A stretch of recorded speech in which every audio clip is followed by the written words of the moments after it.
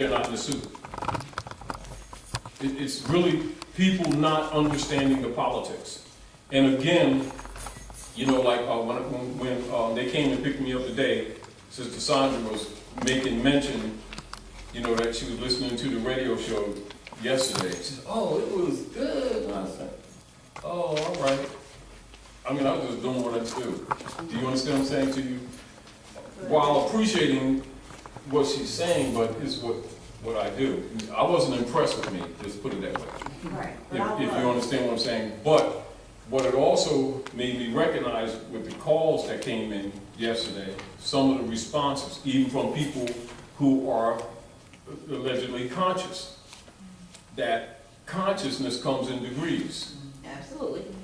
And and because understanding and comprehending the times, meaning that what we're really dealing with, we know that people, us as a people, have been geared for so many generations to identify ourselves by our beliefs, by our what we think is religion, even the fact that they don't even know they don't have religion.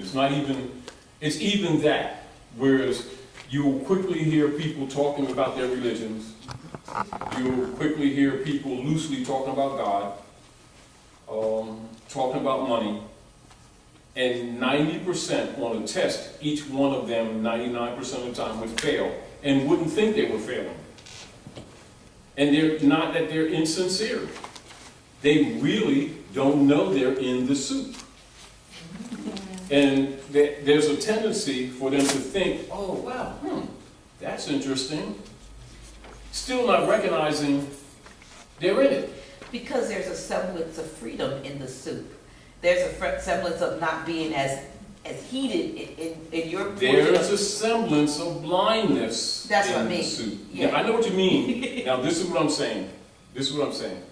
And this is in even relationship, even how you teach and how you're instructing people, bringing them into an awakening.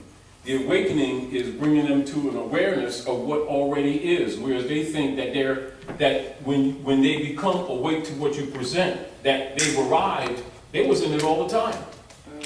They were just easy food. It is not unlike ostriches that are being chased by a carnivorous beast, and rather than learn the paths of escape, they find a hole in the ground, stick their head in it, and then, you know, they start feeling the breeze and figuring everything passed and they ain't got no feathers on their butt. And one cheek left, right?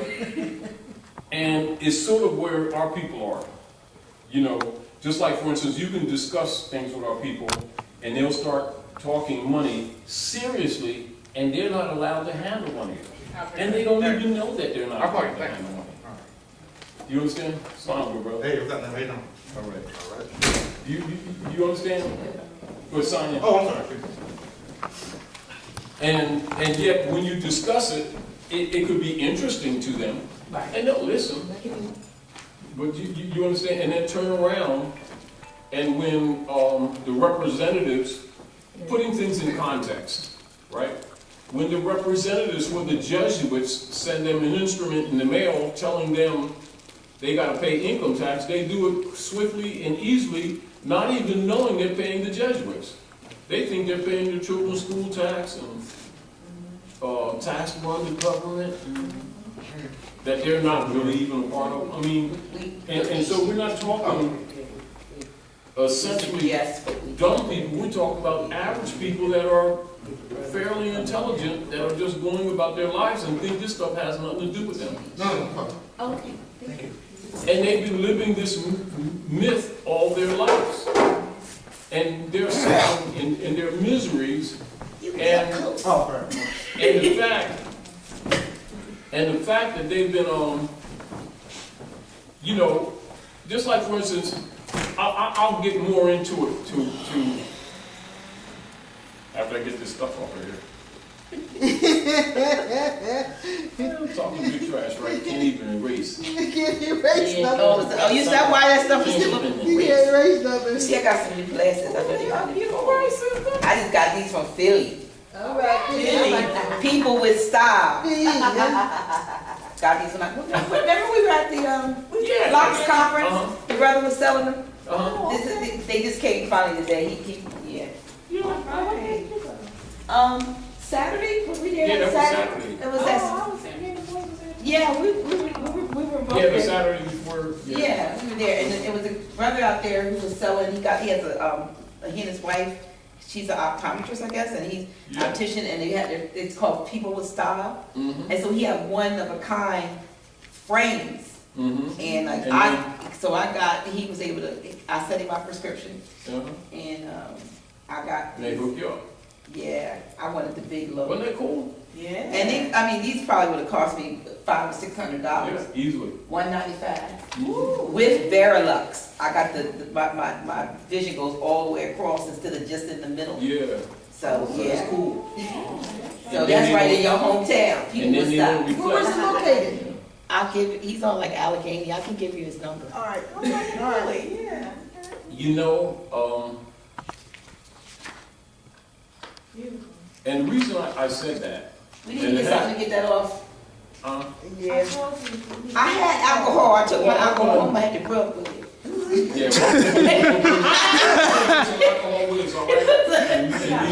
Next time. Yeah. Let me Bring a couple bottles. Okay. Yeah, but start it anyway, so because we want to share. I'm gonna this start the tape. and have everybody benefit. Okay. Yeah. All right. You got your mic? Yes. I'm going to bring my mic in. Does yours have the plug-in for the corded mic for the cordless? I mean, I could. I guess I could. Because I have one. I'll bring mine. That way we can keep this with the audience, and I then got another one for the audience. then I can just I got 5 of pin them it for the on my audience. collar. You just don't want to hold that. Oh. Because it kind of keeps yeah. Woo. I thought I had lost my Testing, reverser. testing. Okay, ready? Yeah, I'm ready yes. to tape. Salam, you all. Islam. Welcome to where are we at, you all? Say it in unison. Reawakening minds. House of Reawakening Minds. All right. All right. Hosted by who? Dr. Naila. Not Dr. All right. Naila. I think she's an undercover writer. Really. Undercover writer. But anyway, let's talk a little bit about perceptions. Perceptions and assumptions, and the dangers of perceptions and assumptions absent of knowledge. All right? That's deliberate. Now, on our way down here, Sister Sandra had made a few comments. And what it did, it made me aware, cognitively aware, This replaces the cover page, yes.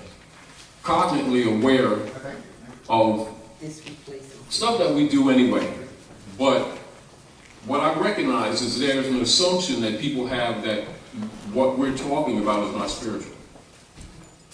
That's only because their concepts about what is spiritual is also incorrect. You know, and there's a connection. You know, just like, for instance, you can, say, talk from the Quran, the Bible, WASPI, the Pentateuch, Hexateuch, and start talking about the works of the Romans and their injuries that's caused against the children of Israel, you know, things like that. And people immediately start talking about that spiritual. Well, what we're talking about is the workings of Rome against the people of Israel who don't know who they are. We're just not using the same phrases because the phrases have been deceptive, if you understand. And so, by these people not being aware, they must know the distinction between who they actually are and who they so-called are. For instance, one of the interesting things, and that's interesting again because the sister I was talking with today, actually earlier this morning, the comments was along the line because she was raised as a Jew, and she's saying raised as a Jew. Now she was saying that with the conception from her mind that she's black.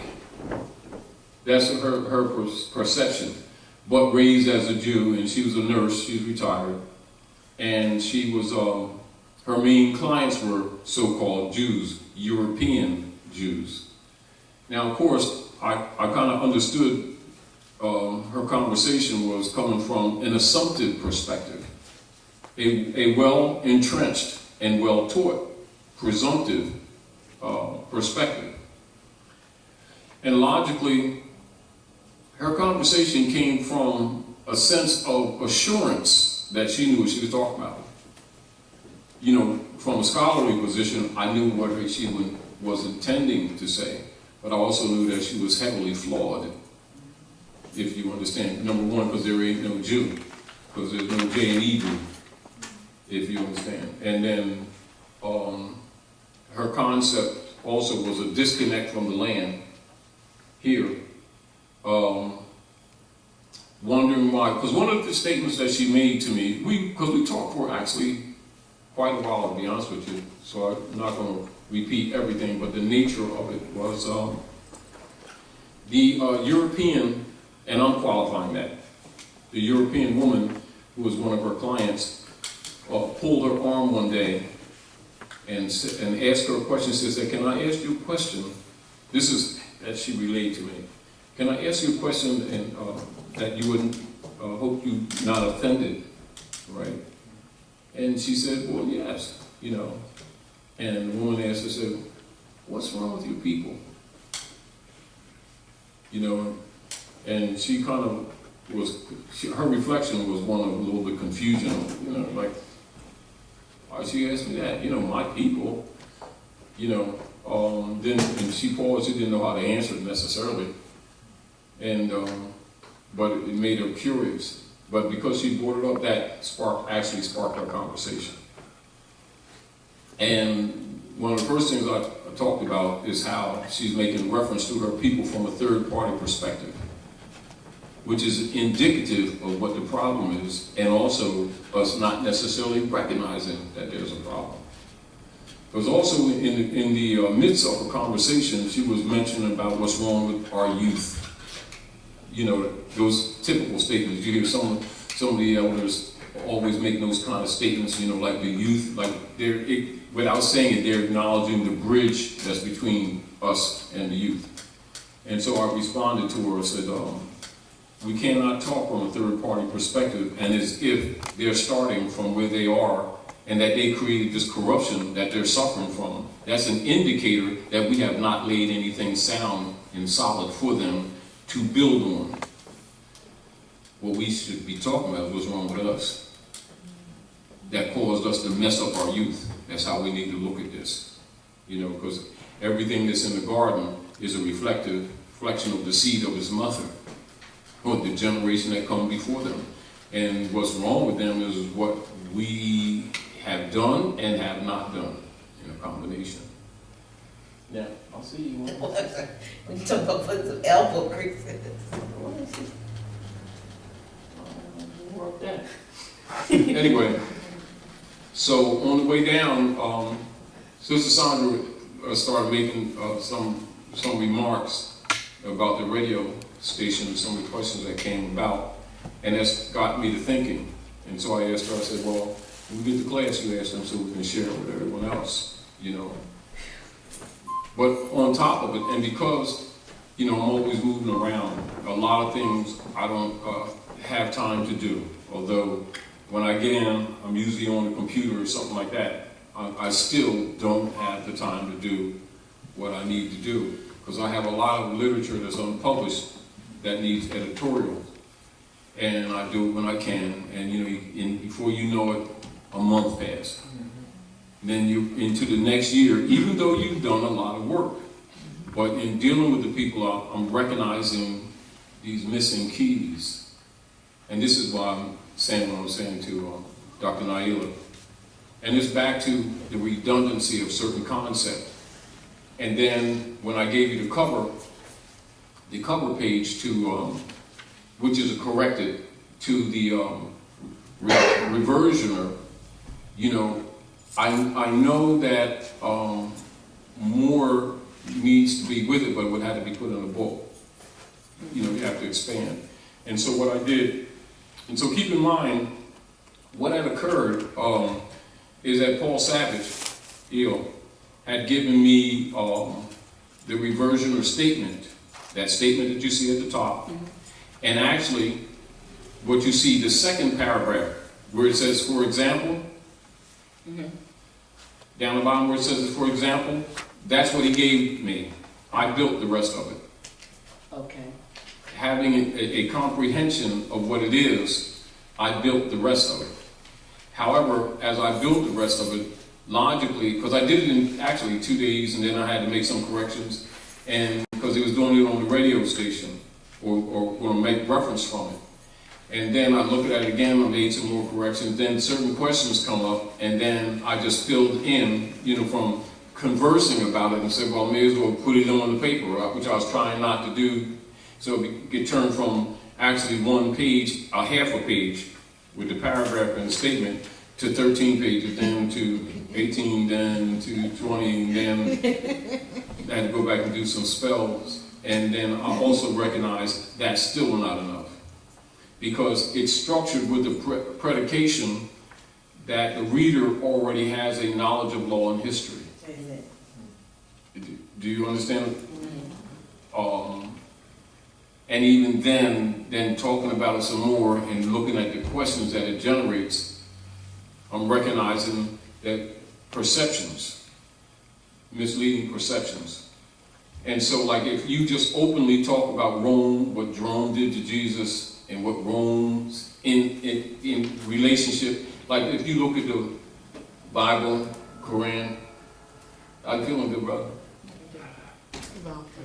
If you're looking at, say, the Bible, the Quran, and particularly the Bible, the way people are taught the book, and you start talking about Rome and Rome's battle and the Pharisees, Sadducees, and the battle that Jesus had with them, people immediately start thinking that's spiritual. That's political. Do you understand what I'm saying to you? And if you come with this information, they think this information is not spiritual. When this is telling the same story, set on a more realistic basis. Do you understand? And on a basis whereas it leads you to a consciousness of some remedy, much of which is predicated by your actions and your sincerity. But you're dealing with them same Romans, with the same exact problems, which is the foundation of the problems of the world. The interesting thing is that when you talk to many people, you recognize that they don't recognize that. They think you're on a different subject matter. You're on a whole different venue that ain't got nothing to do with Jesusness and them Romans. And it's the exact scenario, but for real. When they look at it in the book, they don't see themselves. This information is designed to give you a mirror, because we have a tendency to think that because we got new bodies that we're different people, and because it's a new time that we're far removed, when actually we are the seed of the prophecy that we read.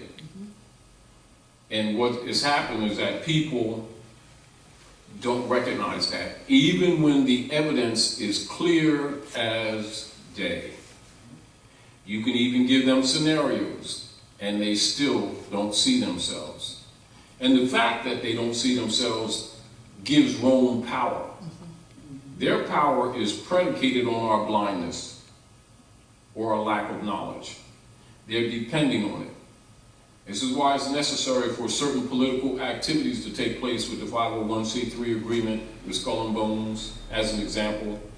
The tithing principle set up by Pope Sylvester II, and then charging it to Moses and Jesus, and then the people believe them. The lie that they told the people that Jesus was a Christian, while they know he was Yahudi, or what you would call Jew, which is not Jew, it's Yahudi, where they paint him as a European, knowing that he was Moabite. And so our people have been under the illusion that they've been, quote unquote, spiritual. They have not been spiritual. They don't even know what spirituality is. And that's not a condemnation. It's just an explanation of truth. You know, and the interesting thing is, while the PhDs and those in the hierarchy of the priesthood across the board, so don't get caught up in, you know, Islam, Brahmanism, Judaism, Taoism, you know, Buddhism. That's the Brahmic. Okay. Although we're saying it's still the Brahmic priest. Yeah. So people's perceptions of what is really is not what the masses have been subjugated to. They've been given dogmata for generations, and they have called it religion. It's not a condemnation, it's the truth. It's difficult for them to accept that they've been played. And it's for everybody, you know, even those who find these things out. One of the most difficult things to do is for people to continue to ask for the truth, and then when the truth comes, they run. Yeah. Or they don't recognize it. Or they think it, you know, it's an interesting thing. They have the idea that they're religious and they're going to another religion type thing. When it's sort of like they've been given counterfeit fiat, and they still don't know that it's no different than monopoly. I mean, for real, we're not talking about imagine, we're not talking about opinion, we're talking about in fact. And they also don't know, as soon as they admit or say that they have money, it makes them taxable. Simply because they don't know law. Meanwhile, they're telling you about Allah and Prophet Muhammad and Jesus and God, and when God's going to kick the devil's butt on Thursday according to the Mayan calendar, sell your bicycle and all these kind of things, and the calculating of the calendars, and therefore we know the Lord when the Lord's going to, we don't even know ourselves. You know, and of course, people get sensitive when you're dealing with blunt truths because they still under the assumption that they're spiritual. When all the high priests know that spirituality is breath. Spirit is breath. Spirituality is the art or the training of breathing techniques to actually purge yourselves. Just like when you baptize, just like say when you baptize symbolically with water, or like when they do what they call ablution in Islam, where they wash their arms and their feet, you know, before they make salat, make prayer, etc. And they're in the impression that they got it going on. When the truth of it is, those are symbolics, not that they're wrong. The true baptism is the rebirth with a new mind. I mean, flushing out the corrupted thoughts that have been set upon the world by Rome, and going back to the ancient principles of your ancient mothers and fathers to purge the corrupted character. The corrupted character. And it is the corrupted character upon which the vampire actually feeds. So by our people not knowing themselves, this manifests as food for the bloodsuckers. Now, of course, the bloodsucker represents the energy. See, because blood represents the life force. And when you're talking about blood sucking politically, it means exploitation. And so, as an example, when Yeshua was disputing with the doctors of the law, even at the age of 12, putting it in layman's terms, they were doctoring up the law. Not that they didn't know the law, they were doctoring up the law, and he was straightening them out. And they was a little pissed because he was only 12 years old, straightening them out, and they're the high priest. You know, and so he was a threat politically. Do you understand? At the same time, he's speaking on behalf of fundamental principles as well on behalf of his people who have not yet even recognized him, if you get the point. And so it is no different, absolutely no different than people understanding the politics that we are living today on the planet Earth is a result of the law not being carried out then. And so the people don't see themselves. People don't even know that prophecy is a post-dated check of human experience. You know, just like if somebody write a check for you and you can't cash it, if it's post-dated, you can't cash it today. They're doing it to give time to put something in the account. prophecy is an account of the chronology for humanity. So when prophecies are made, they are not lived at the time they're written. They're projections into the future. The key is, they're there to prepare people for when it comes, they have been warned of the storm. Meaning that they recognize it by the signs and the symbols that were already predestined. The problem that we have today is that our people have lost the knowledge of themselves, so they don't know they are the Yahudi. Because the Romans told them, Jew. They don't even know the difference. You know, when Rome talked about that when the time comes, that he got this thing is so covered that they wouldn't know day from night. And when it talks about in the Bible, when it says the blind lead the blind, they both go in the ditch together. Well, in fact, that's really what's happening. Whereas people, when they read the book, they keep thinking 2,000 years ago. They're living it today. And it's back to the issue of they think they're not involved. They're involved. They are the food. It's almost like, you know, bowl of Rice Krispies. You ever see them cartoons when cereal talk? Snap, cracker. Yeah, that type of stuff, right? It's sort of like the Rice Krispies on this side of the bowl, and everybody digging the spoon on the other side of the bowl. Hey, I don't know about them. We saved. No, you're going to end up on the other side of the bowl too. I mean, you know. We getting to it. And I'm saying that in a sense to say when people think that this has nothing to do with them, it's at the core, not only of, at their everyday politics, their everyday life. Just like people, many people say, well, come to the House of Reawakening Minds a couple times and then get some information and think, oh, I know this, and think it doesn't involve them. And then when the rotisserie comes around and that chicken gets bit, then they run back in looking for some crash course information to look for remedy because what they thought it didn't apply to them. Even the people who, and it's not a condemnation, who think that they're spiritual and therefore think they don't need this information.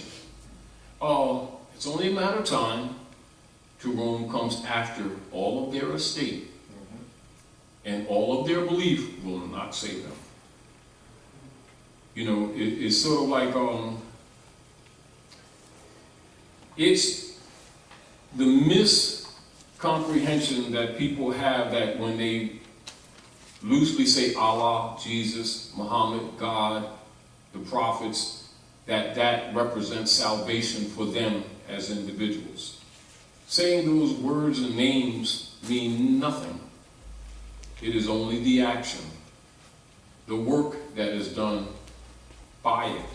If there's no work applied, it is empty as a vessel or a bucket that has intended for water but has nothing in it. But people have been trained by the priesthood that when they come to the mosque, church, synagogue, etc., that they fulfilled their duties. It's a deceptive position, unfortunately. And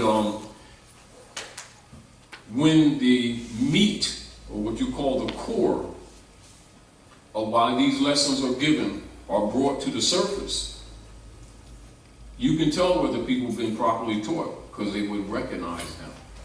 But when you recognize that they do not recognize them, it's not offensive, you know, but you charge the priesthood, because they have the keys, they've been given the keys, and the people have not been given the keys. And this is another reason why the symboliographers, like for instance, most people aren't aware that persons in positions of power are taught symbolography. All high priests are too. You know, and logically, if most people aren't aware of that, they're not even aware. No, that's my baby. They're not even aware that there's a flaw because they're under the impression that they can read. However, they can't. Excuse me just for a minute. I'm gonna put this on silent.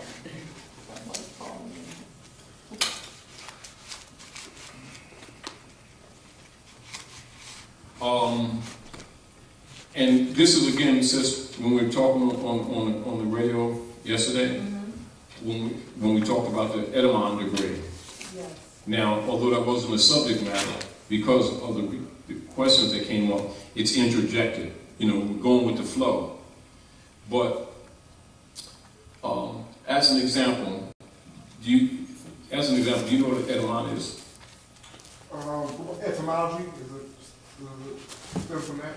All right, The now, meaning of this the is- origin of the word. All right, this is what I'm requesting from you. And with the question at all, I'm looking for the black markers. Just got the green ones? Say it again. You don't know. Like I said, that little basket right there is upside down. It looks like I can see it from here. Maybe they're in there. On the Oh, in table. back. It's sort of Oh. making work here.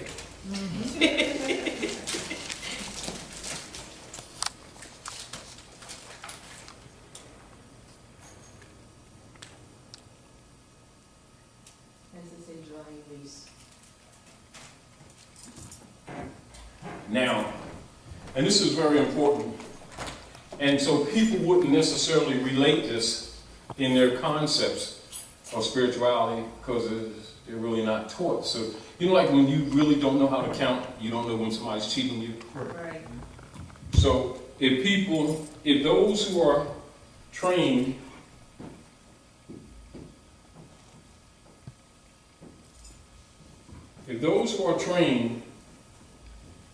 in education don't inform people about certain basic fundamentals, they never miss it because they don't recognize that it's missing. But it's actually a handicap. Now, Edamon degree is given in the 3rd grade in a proper school. Although they begin actually in the 1st, when they begin to really clearly teach it, it's actually 3rd grade. So it's actually also represented as the 3rd degree.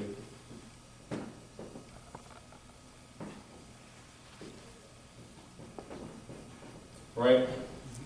1, 2, 3. 3rd degree, or Trinity.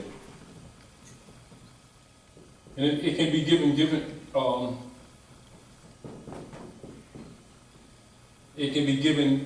different designations, but a scholar would recognize it, where the average person who doesn't get it, they can put it in different flavors, just like you can tell somebody who knows, how much is 1 and 1 and 1? And you say 3. Oh, I'm gonna get you this time. How much is 2 and 1? And if you start looking to the left, we already know you don't understand the formula. If you answer the question with another question, even with tone, is it 3? We know you don't understand the formula. How much is, well, if you don't know how much 2 and 1 is, how much is 1 and 2? I really got you this time. And if you still pausing, they know you don't know the formula. And if you don't know the formula, you can be fooled and you don't have the basics down. What they've done with people who have been under what you call colonial operations, if they removed certain primal, and I'll make this clear to you, quote unquote, primal reference points. You can use that as a phrase. They remove,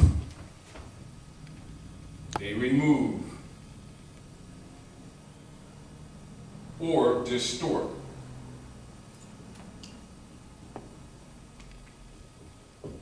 Primal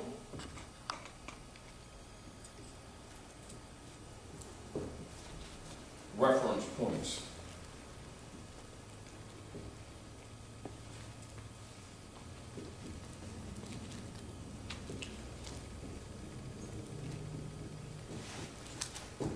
And the reference points will deal with chronology, history, and law, all go together.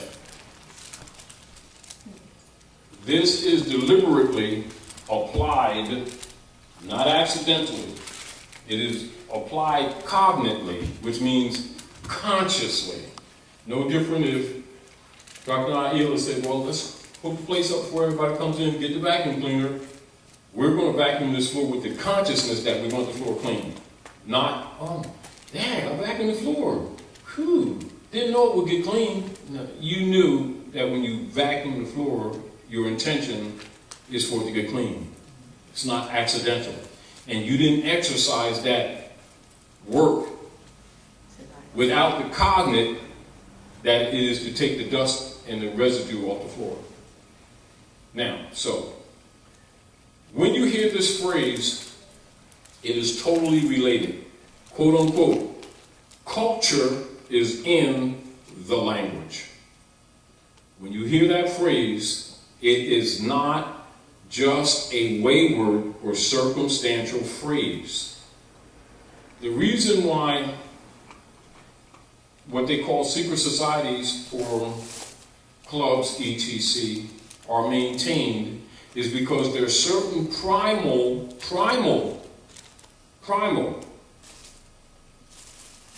degrees of knowledge that is given universally to people who have PhDs.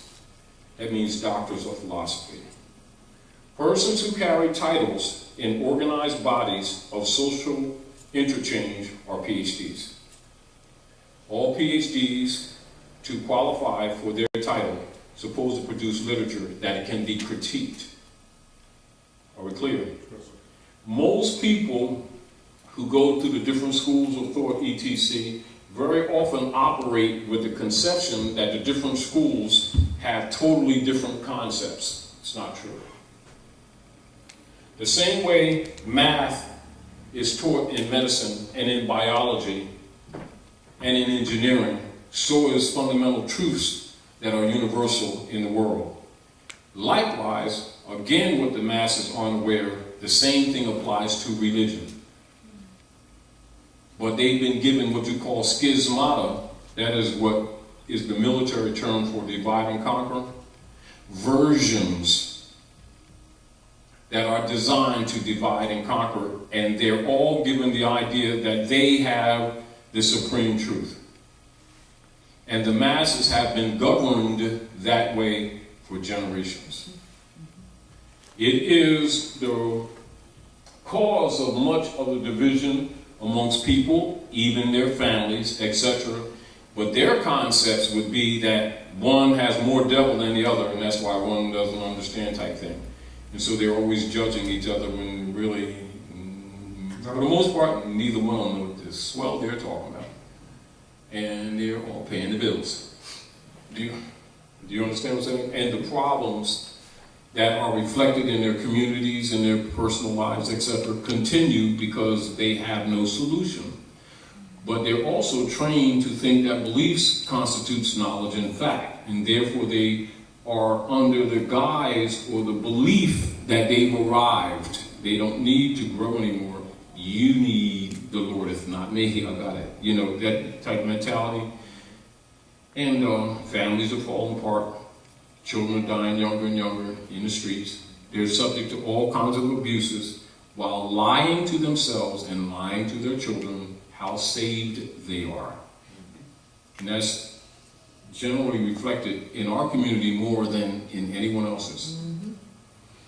And then, of course, when what we keep projecting doesn't work, we use what is called the trained response. And the trained response is blame it on the devil. Right? And then move on, and the problems continue. And as a matter of fact, next generation, they get worse. While we continue to claim that we're religious. And we do this religious stuff more than anyone else. And though intelligence would say, if you're doing this more than anyone else, and you're, as a group, is doing worse than anyone else, divine law should indicate to you that you need to relook at what you're doing. We have a tendency not to do that because we're in this, also trained in the dogmata to be self-righteous and thinking that our calling on the Lord is is stronger than everybody else's cauliflower north. And we got our peanut butter sandwiches, and we don't know about anybody else, you know, and we operate that way. And then we pass that dogmata down to the next generation, and the result is what you see in the community. The proof is what you see in the community. However, the people will even deny the evidence and stand on their beliefs without examination. Therefore, they become food for the vampires. Now, back to point.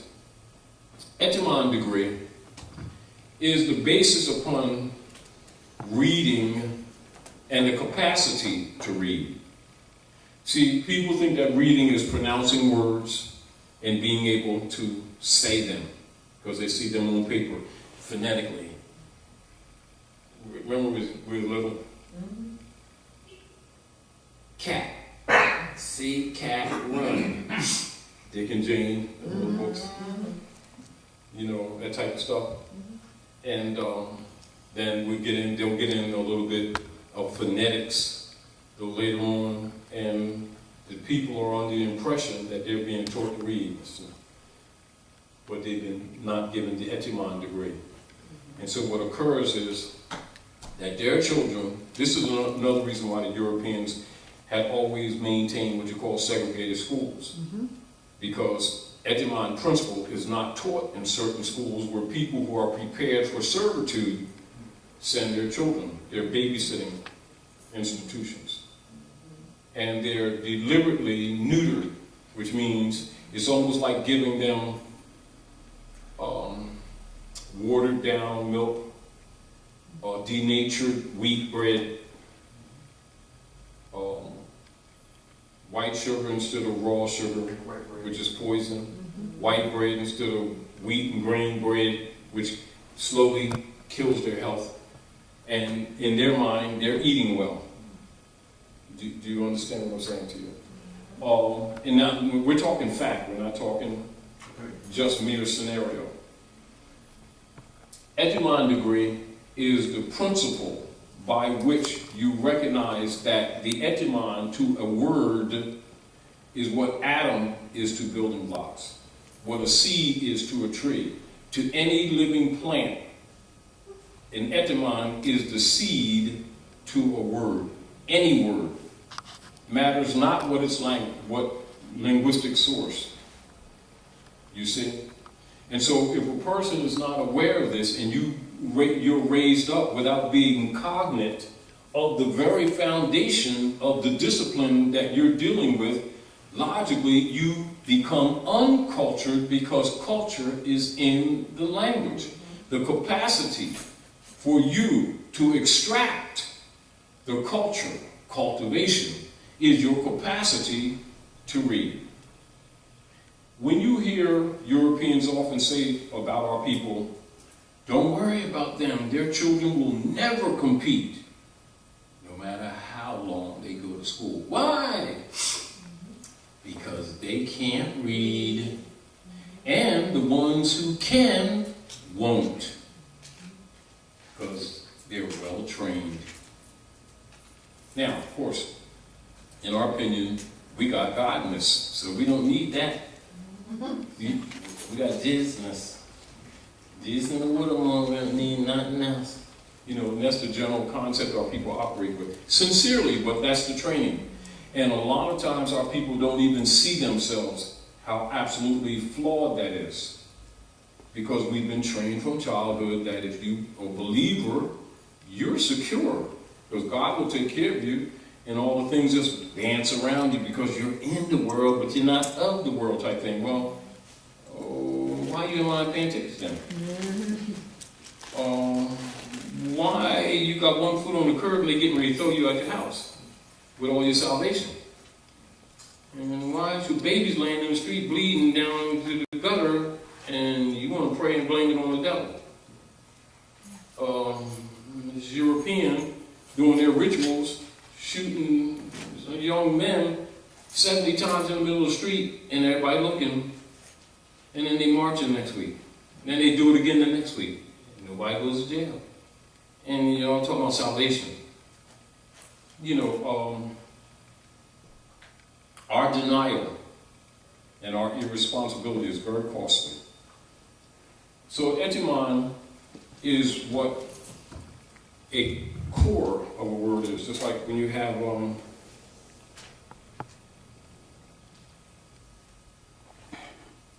say you have a nucleus in physics, right?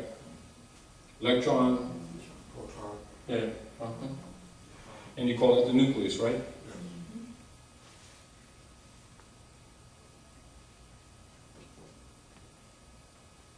Right, and that would be a nucleus, right? And then you, in language, and this is, say, the ABCs, right? Or the word, right? Right? That would be the etymon. The etymon would be the nucleus of the word. And I'm just showing you this as an example so that you can kind of get an idea how you're supposed to look at this. And just like this is the core of the atom.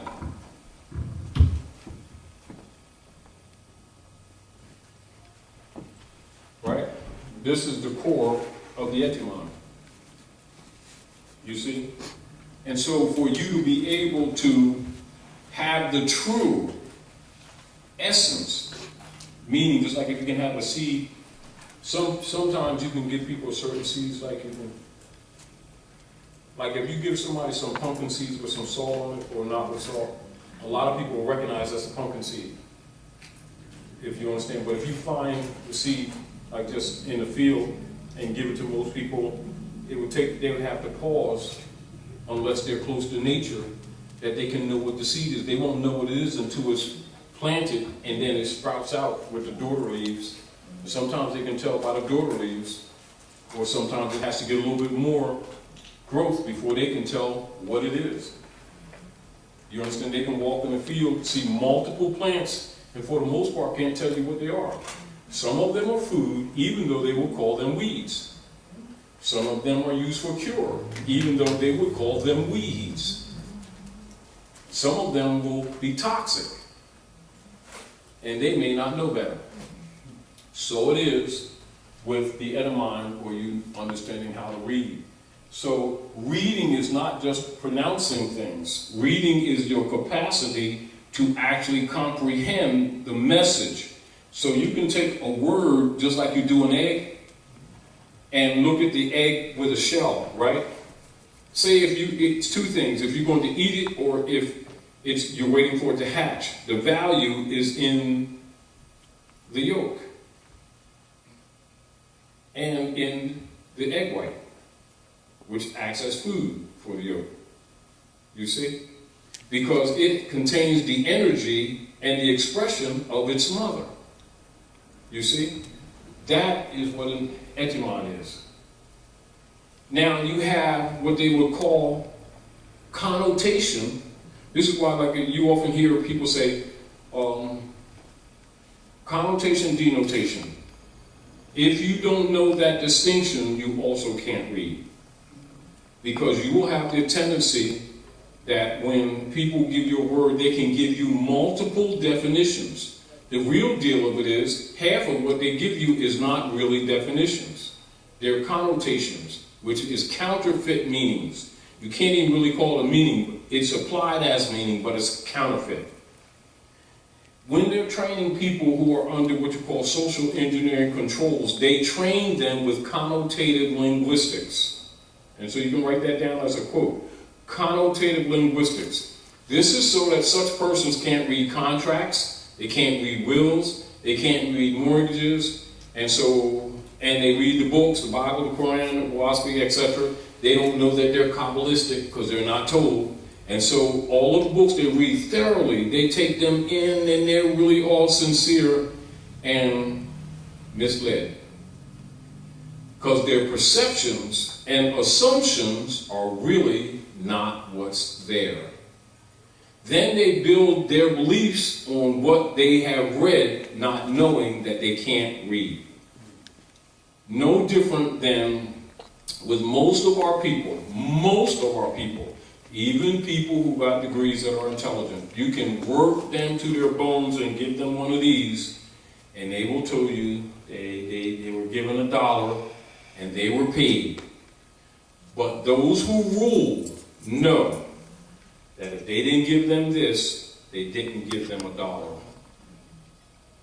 And people live their whole lives running after this and say they were paid and say they have money. And when they say that they have money, at that point, they're legally taxable because they tax the money. This is not money, it's fiat. But if they say it's money, they will be taken on their word, and then they will get them to sign a contract called a 1080 form,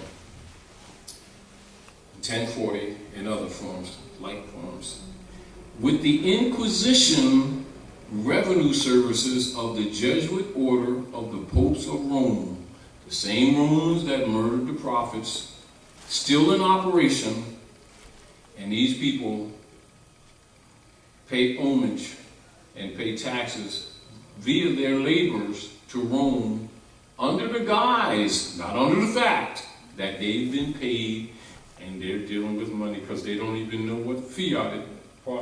They don't even know what fiat is. And they call themselves knowledgeable, educated. And they're paying tithe as tax. And they think that the Internal Revenue Services is part of the United States government. It's the treasury of the Jesuits.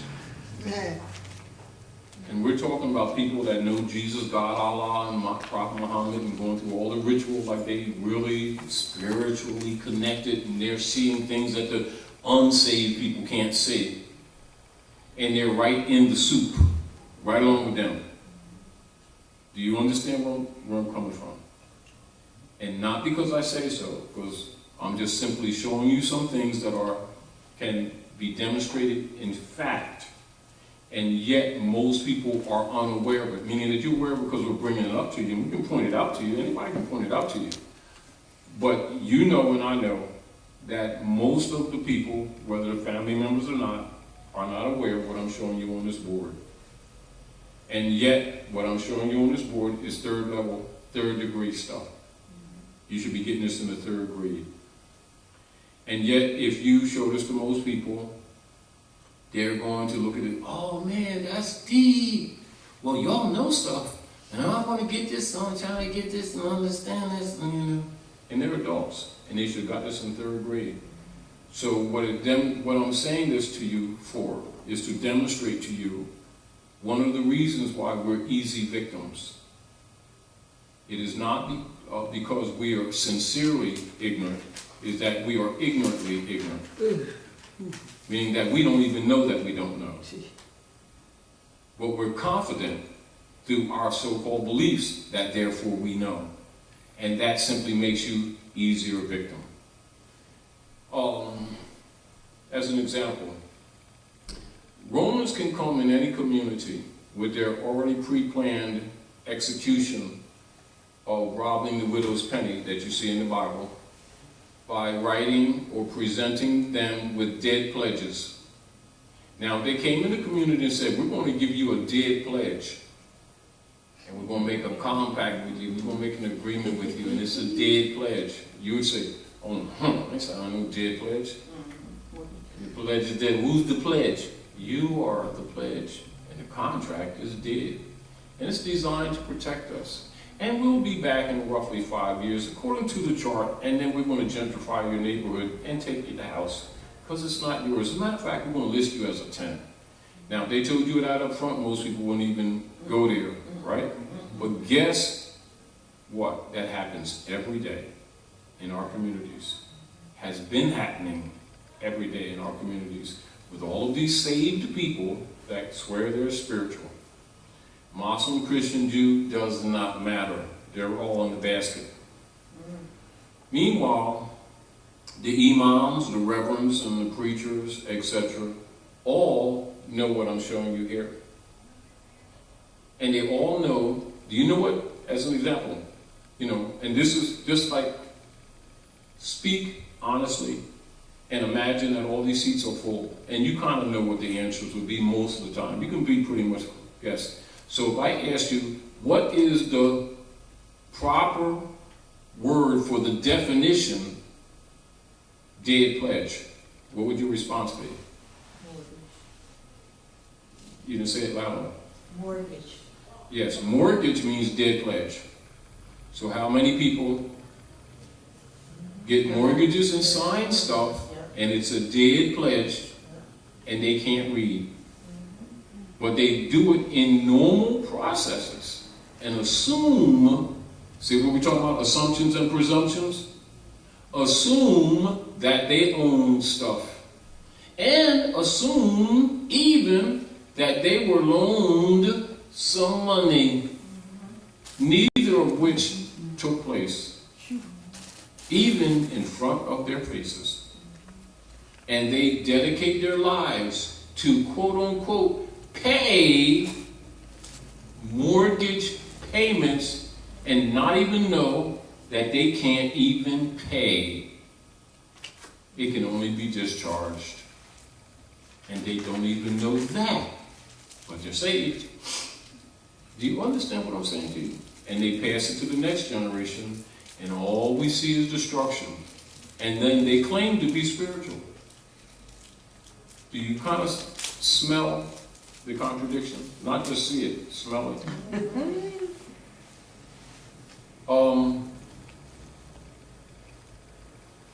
The scenario that I presented that can be added on to is one of the reasons why we're going to go through the reversion. All right? And the reversioner is presented to you with the cognate position that you're aware of the real politics, meaning that what's really going on. All right?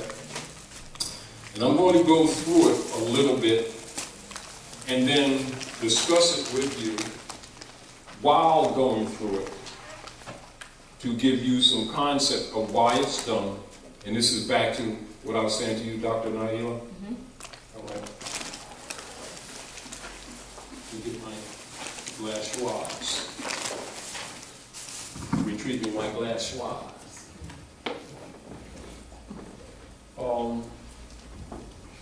I can't emphasize to you enough that what we're presenting to you is known by all your so-called elite leader guys.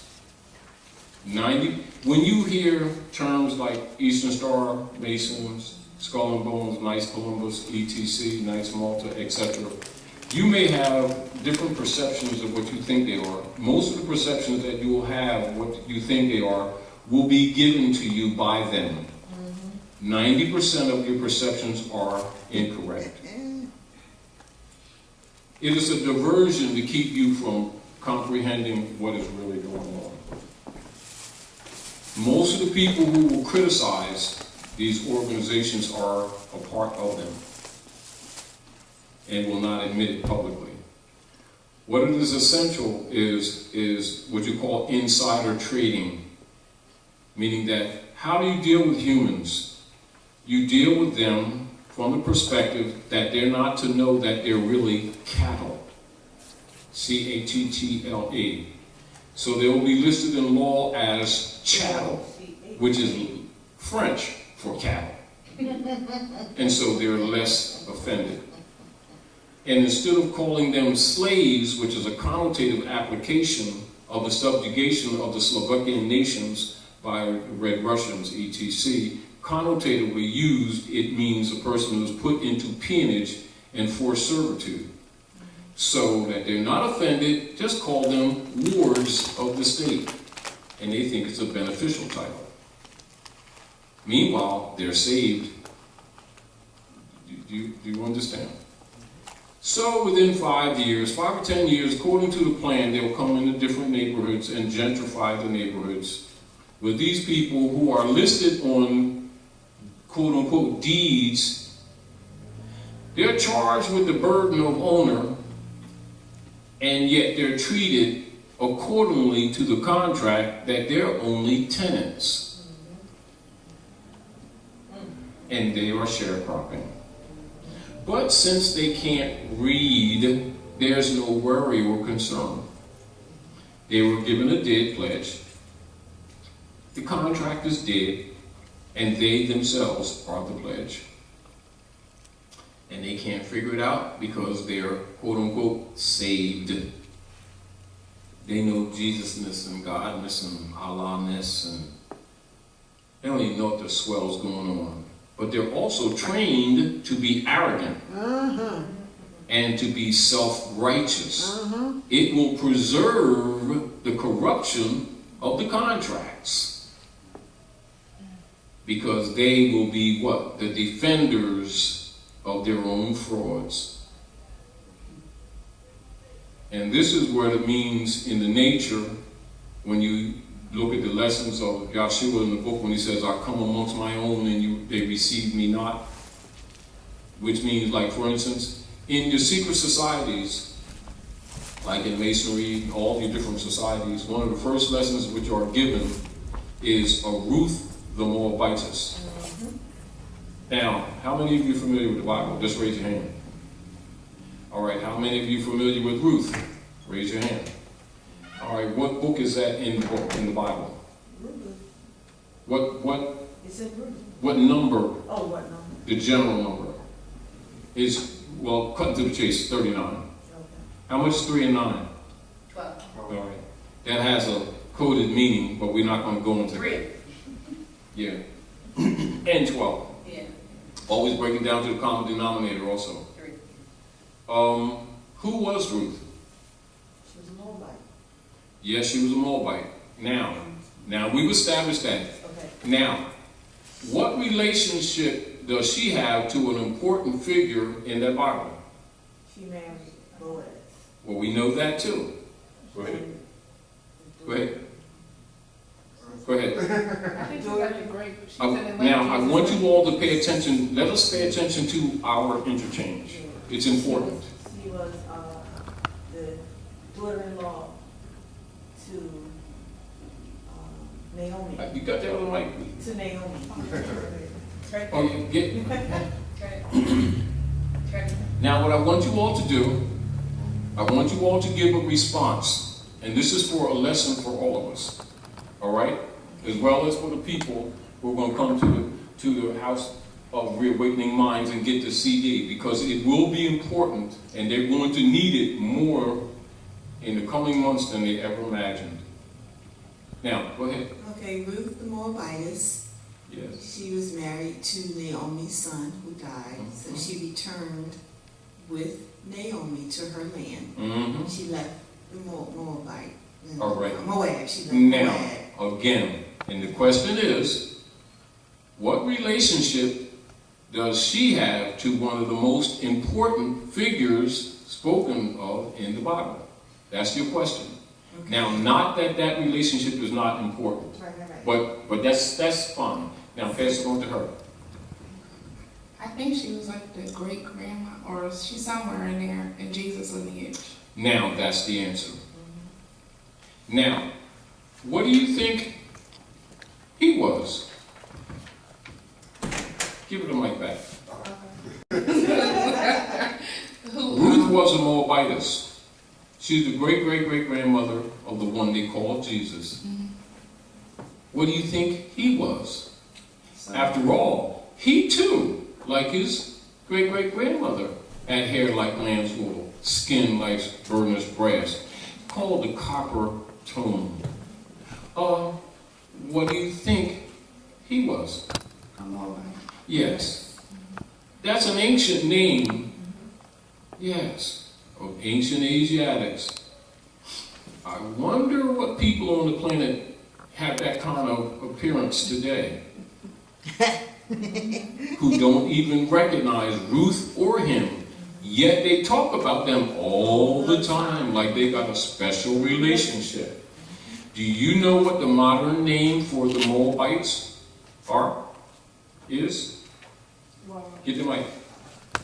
The modern name for Moabites. This is the question. Would it be more? Of course it is. And it's also Al-Marakim.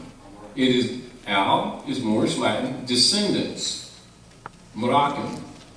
Moroccan is the modern name for Moabite. The shortened version of Moabite is Moor.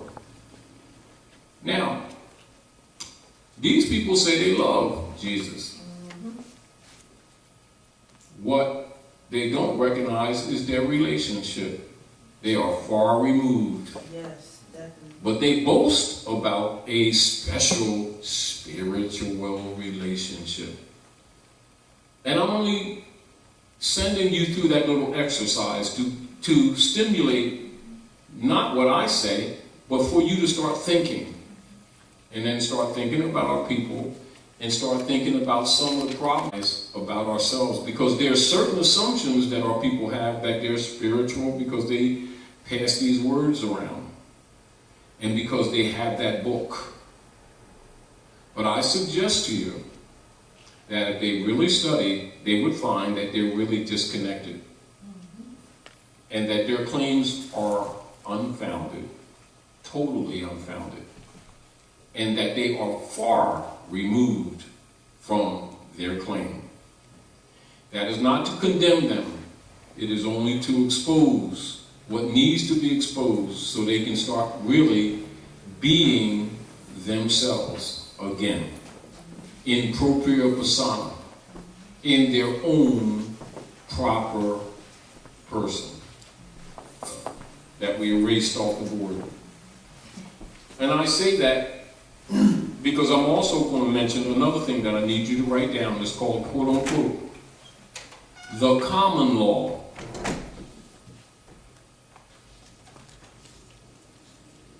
The common law is what do you have to say about the common law? Feel free, grab the mic and then pass it on. What do you have to say about, quote unquote, the common law? And I'm going to qualify so you're not confused. Everything that I'm presenting to you is relative. So don't look at it as separate subject matter so you don't have to think hard. Just think honestly and be blunt. And don't be guessing. Say what is in your heart about it. It's hypocritical. Yeah. What is the common law? What do you have to say about the common law? Go ahead. Get in the mic.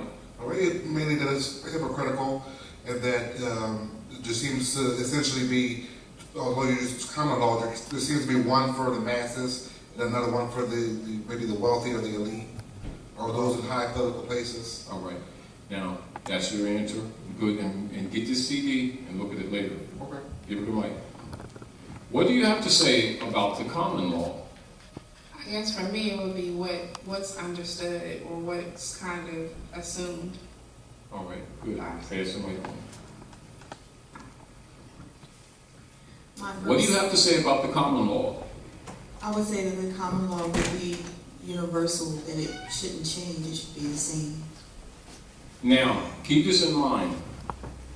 In all of these chairs, there's more forms in your fallopian tubes that can fill these chairs multiple times. Which means you have the power to create and recreate nations upon nations already. Take this in consideration. Now pass this down to Dr. Nala. And then to Nala, get out your Black's Law Dictionary, please. Okay. And you're going to look up the common law, but you're not going to express it that. What do you have to say about the common law, quote unquote? Me, Yes. based on what it, we mean, like what? No, not the question. Quote unquote, the common law. Okay, the common law. Yes. Nothing that we talked about is unrelative. It is all relative. So the question, what do you have to say about the common law? That the common law is the law of the land. Keep on going. And the common law. Don't say any more that's on your mind that you feel is right. Don't say the common law trumps the man-made statutes that we live under or live by. That is the closest to the correct answer. Now give Dee the mic, and I want you to read in essence what the common law is, and then we're going to discuss it a little bit, and I'm going to make scriptural relationship, so that you can see its importance and its function, to again show you that people's assumption that they're dealing what they think spirituality is when they're reading the books. They have not distinguished that which is civic and divine, because they're both in the books. And what the books have been misrepresented. Read the common law. Common law. Pay attention to this, because we're going to break this down to you. As distinguished from the Roman law, the modern civil law, the canon law, and other systems, the common law is that body of law and juristic theory which was originated, developed, and formulated, and is administered in England, and has obtained among most of the states and peoples of Anglo-Saxon stock. Then it gives a law. Go read. Yeah, read past that and stay with the substance. As distinguished from law created by the enactment of legislatures, the common law comprises the body of those principles and rules of action relating to the government and security of persons and property, which derive their authority solely from usages and customs of immemorial antiquity, or from the judgments and decrees. That's enough. All right. That's enough, because you're dealing with the heart. All right. See, this is the deal with the heart. Your capacity to honor your ancient mothers and fathers is by which the common law is recognized as being attached to you, and your capacity to make a claim on the common law in order to trump the Roman law, the ens legis, the straw, and all of the claims that they made. Thus your honor to your mothers and fathers imposes upon those who are in opposition to your position of right claim. The way you trump them is your capacity to recognize, to demonstrate, and show rightful cause to your relationship to the archaic, immemorial connection to the ancient traditions and customs of your ancient mothers and fathers. Your incapacity to do that brings you under the ens legis, thus the straw. So when you go before the magi, magistrates, who are really high priests, they already know, because they are studiers of your mothers and the sons, masonry, and they got your real culture, and they are holders of the Holy Grail. And if you think you're going to walk before them high priests and talk trash with your beliefs that have nothing to do with reality and get justice, Jesus means justice, see code? It ain't happening. Meaning that while they are in many ways dishonorable, they also have a divine mission too, to punish you for your dishonor. For when you walk before the magi, the issue before the court of man is honor and dishonor. Which side are you on? Because you can't serve two masters. Right. Therefore, man, know thyself. Man, be yourself. The legal term for that is in propria persona. Can you read that in propria persona? All right. Now, I want to say that to you because I want to show you a relationship. And this is back to where people who really don't know jurisprudence don't know that the Bible is a law book and the law books are spiritual. and they're related. And so that creates more deception because people are presuming that they know certain things when they really don't. What that does, it keeps the corrupt priesthood in power. Their lack of knowledge. And so the people are destroyed by the day for a lack of knowledge. They got plenty of beliefs. They got tons loads of that. They lack knowledge. In propria persona, what Dr. Naila erased, and we were talking about, I didn't get that on there. But I want to make this correlation to you, then we're going to go into reversioner, and then we make some relationship. Go ahead, sis. In propria persona. Let me say this. This is from Henry Campbell Black's Law Dictionary, 4th edition. So Ancient and modern jurisprudence. So ancient and modern, and that's so that you're not left out. You don't get confused. Don't think this stuff has just arrived. Ancient and modern jurisprudence. And jurisprudence is the science that treats of positive law and the systems of law. And law and history go together. Go ahead. in propria persona, in one's own proper person. That's an exaggerated possessive statement, isn't it? It's almost redundant in it. In one's possessive, own possessive, proper person. Continue. It is a rule and pleading that pleas to the jurisdiction of the court must be pled in propria persona. Is must an optional word? No. Absolute. Must. Is that maybe, or No. according to your opinion, or according to what belief you got? You know, some people ain't into that. Now, start again and read that.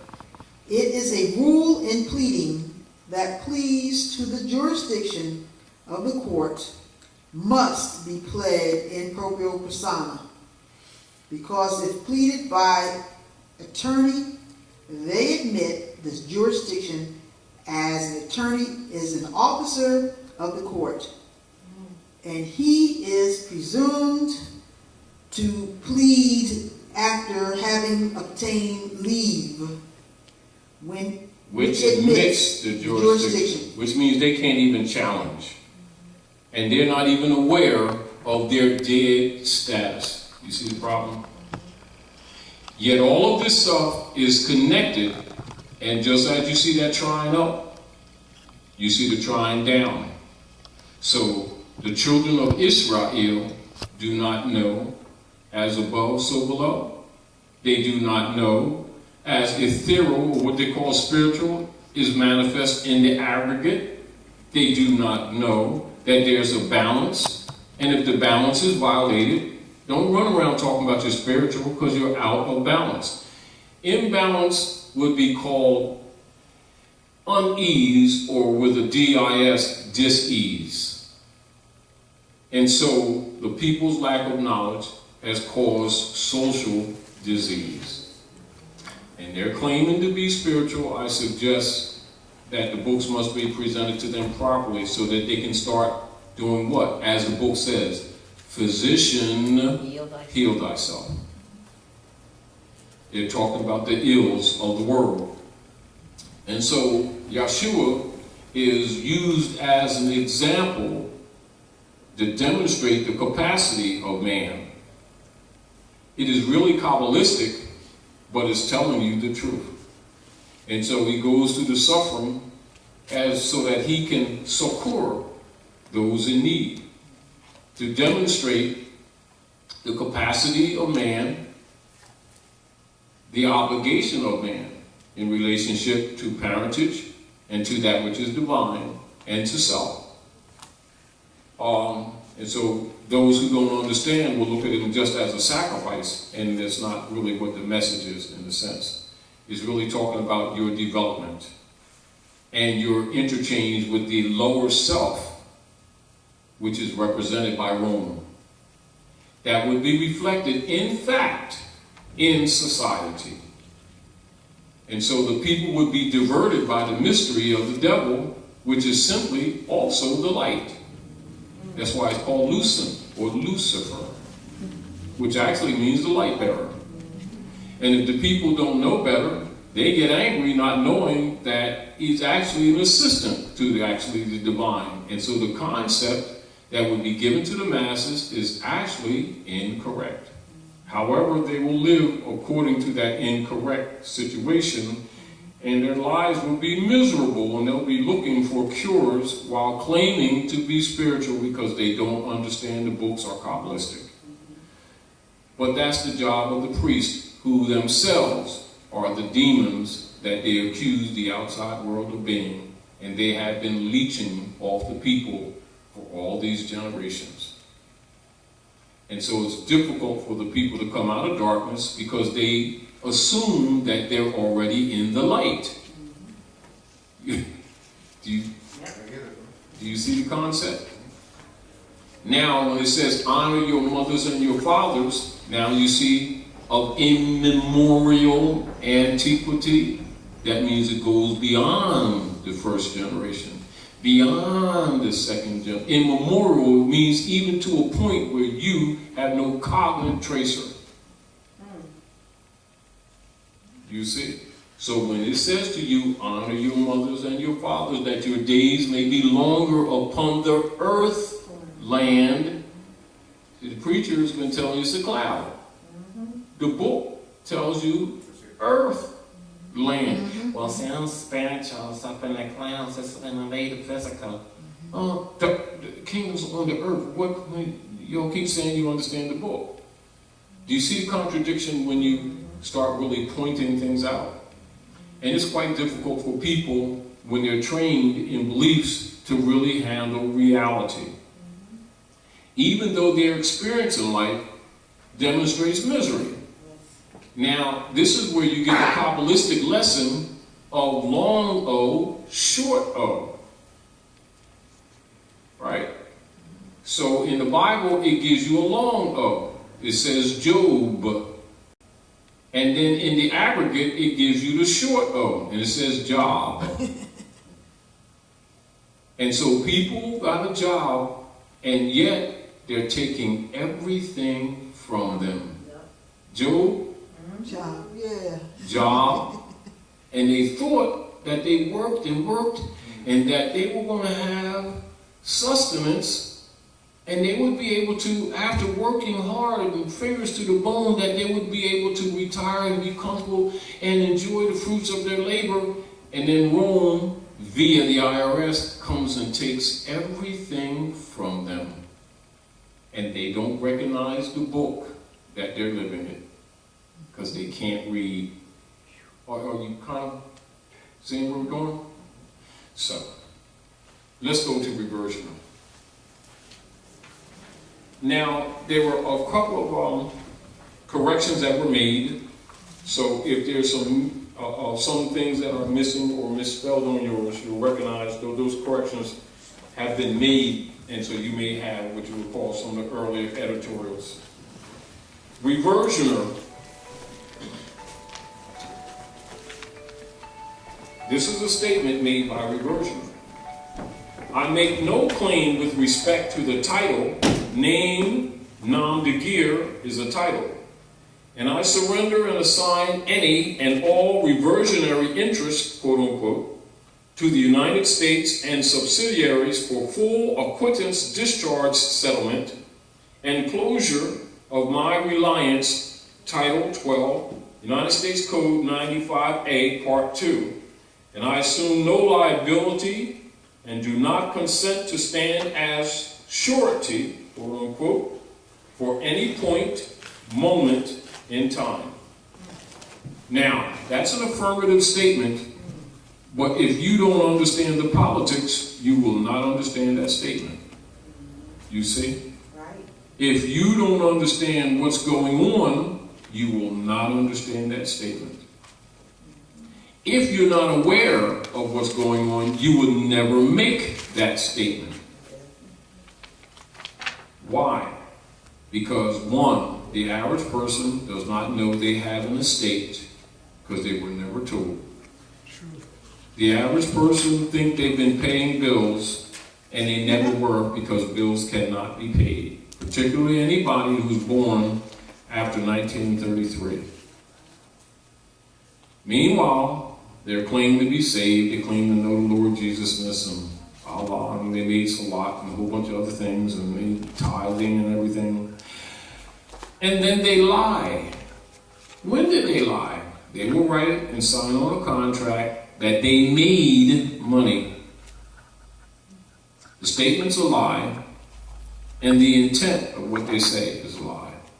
Number one, if you made money, you would be saying that you took gold and silver, raw, and coined instruments that we call money. So you didn't make money, so that's a lie. So the statement is a lie, and so now they already got you for fraud. You don't know that, they're just not going to charge you. Right? Now, I'll show you the supreme law of the land. Article 1, Section 10 of the Constitution, which is the supreme law of the land, states that what? No state can make treaties, right? It's your name mark of reprisal, or coin anything but gold or silver coin for payment of debt. That's the Constitution, the American Constitution, Article 1, Section 10. The supreme law of the land. We're not just talking about somebody's idea. Supreme law of the land. Third grade again? And so people are given fiat that was created by Romans occupying the Western Hemisphere. And they've been lying and saying they made money. And when you make that statement, it means you're taxable because you said so. Are we clear? Clear. Then they fill out a form for the Queen of England called a 1040 and 1080 form, etc. And W4, W1, all the rest up down, which is a tribute to England via the secret Treaty of Verona made by the Christian nations, which is really Constantine, to pay tribute to fulfill the obligation of the secret treaty of the Queen of England with the Vatican. 40% of the outlay goes to the Queen as a collector, and the other 60% goes to the Vatican, to the Jesuit order, which comprises 100%. That's fact, what I just told you. Now, isn't it interesting how all of these people, with all of their salvation, and all of their, I got Jesus-ness, and all the rest of the stuff, and I know Allah, and I made salat, and everything, and we saved, and everything, and they're wondering why their communities are poor. Of course, the devil did it, didn't he? But did you get the whole point? And they're paying for their own enslavement. And too arrogant to study to even know the difference. And when you give them this information, well, that's interesting, but I ain't into that because, see, we're spiritual. You see the contradiction? Yes. Not only do they lack knowledge, but they're not even aware that they don't even know. And keep this in mind, and you will hear this statement, and it's valid. Ignorance of the law is no excuse. And then as soon as you start making excuses, you're already in contempt. You're better if you said nothing. Now you're going to get even worse treatment. See, because people who claim to know God, Jesus, Allah, and God's going to kick the devil's butt, and they know the Bible, the Quran, lastly the Pentateuch and everything, and they saved and everything, going through this generations of generations and supporting all these buildings all over the place, that's will be houses of God and stuff, then certainly they should know the fundamental rules in front of their faces. If they know all about these gods who they do not see, and don't know anything about their brothers and sisters or their own bloodline that they see every day, that's the supreme level of hypocrisy. And of course, the treatment that they get, they say it's racism and prejudice. They say it's a lot of things. Well, ignorance is costly.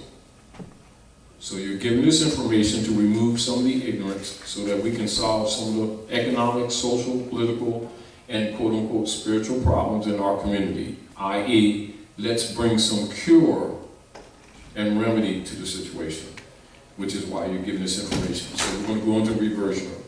So that statement is imparted with your being conscious that the popes of Rome have hypothecated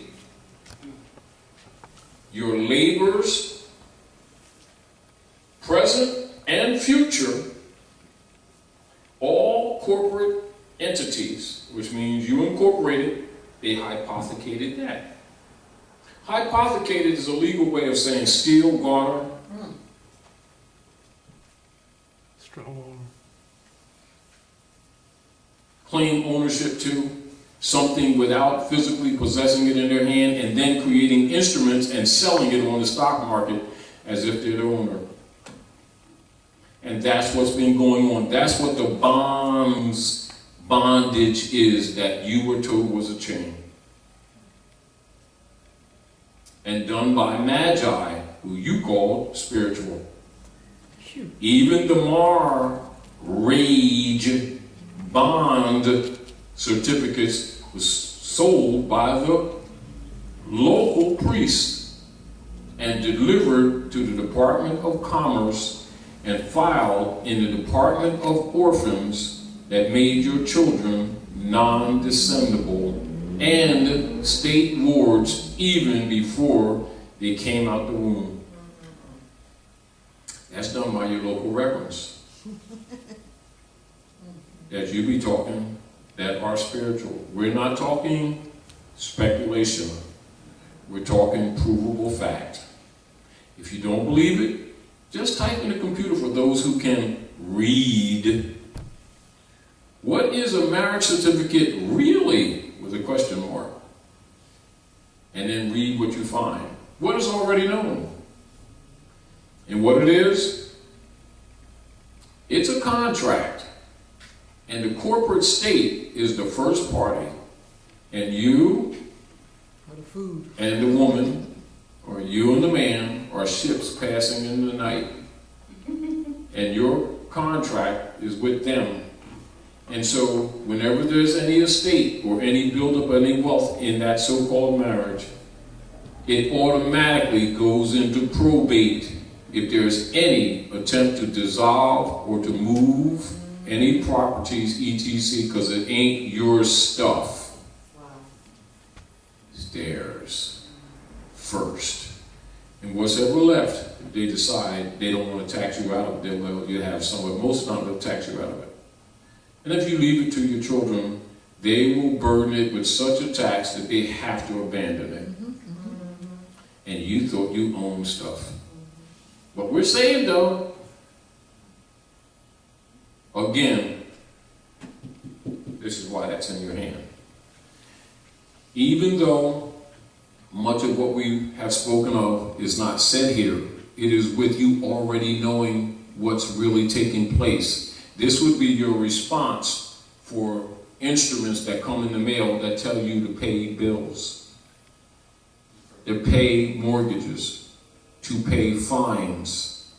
This statement is made before the Magi because what you're telling them, I know what your obligation really is. I know what our relationship really is. I know that I'm the heir to the estate. I know that you're really a fofer and an administrator, and that you're really not a judge. And that the claim that you presented to my state is really already discharged, and you're coming again to ask me to give my labor by virtue of the Federal Reserve, because it isn't money. You're making sure that I'm transferring my labor energy to you, and that those Federal Reserve notes are digital bookkeeping instruments only, but you thought I didn't know it. And in the law of the state, because we are under occupation by Rome, that you're obligated by international law to discharge the debt against my estate, because you know I can't pay it, because you all came here to steal our gold and silver, and you have done just that. and according to international law, we are under occupation, and you are obligated to discharge, not because I said so, because your own law says so. And that law is called 12 U.S.C. 95A Part 2. You see? Are we clear? Clear. So, most people don't even know that's what's in place. Right. Most people don't even know that they're already considered dead. That's why when you start talking, they charge you with contempt. Unless another man from England, who's a deputy knight for the Jesuit order, speaks for you. It's called representation. And if you try to represent yourself, it's usually a foolish move, which indicates you really don't know what's going on. Again, that's why you're given this in your hand. If you have insight, you can read between the lines and read what is not written, by virtue of having the capacity to comprehend what is written. Because this little bit that I put right here can be a book like this, but it need not be if you comprehend what's behind it. So if you're quote unquote spiritual, you will see. If you're not, you won't. So we're just trying to help you along in order that you can become effective and actually have the capacity to counter the doctors of the law. You see? That's not speculation. That's not just allegorical. I'm telling you bluntly, straightforward, that that's what it is. All right? So let's read through this, and if you feel like making some comments or you have some questions, ask. So we're going to read through it, and then we're going to back up, okay? All right? Yes. So I make no claim, and this is why. See, so I separated that so I boxed it so you can understand that this is primal, speaking with a cognizance that the rest of this is already known and you really know the real history. And you know who you are.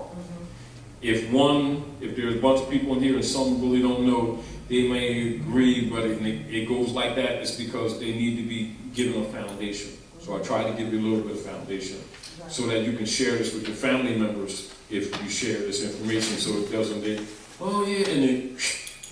so it doesn't do that. The above affirmative statement in concept or relative content made by a conscious asserter, and everything that you see I have italicized, those are legal positions, and this is why we also tell you that you must have law books so you'll know what's going on every day. But if you're not familiar with these things, understand that they go on every day. You're just not made familiar because they don't want you to be able to defend yourself. It makes you victim because you're playing checkers on a chessboard. You get the point?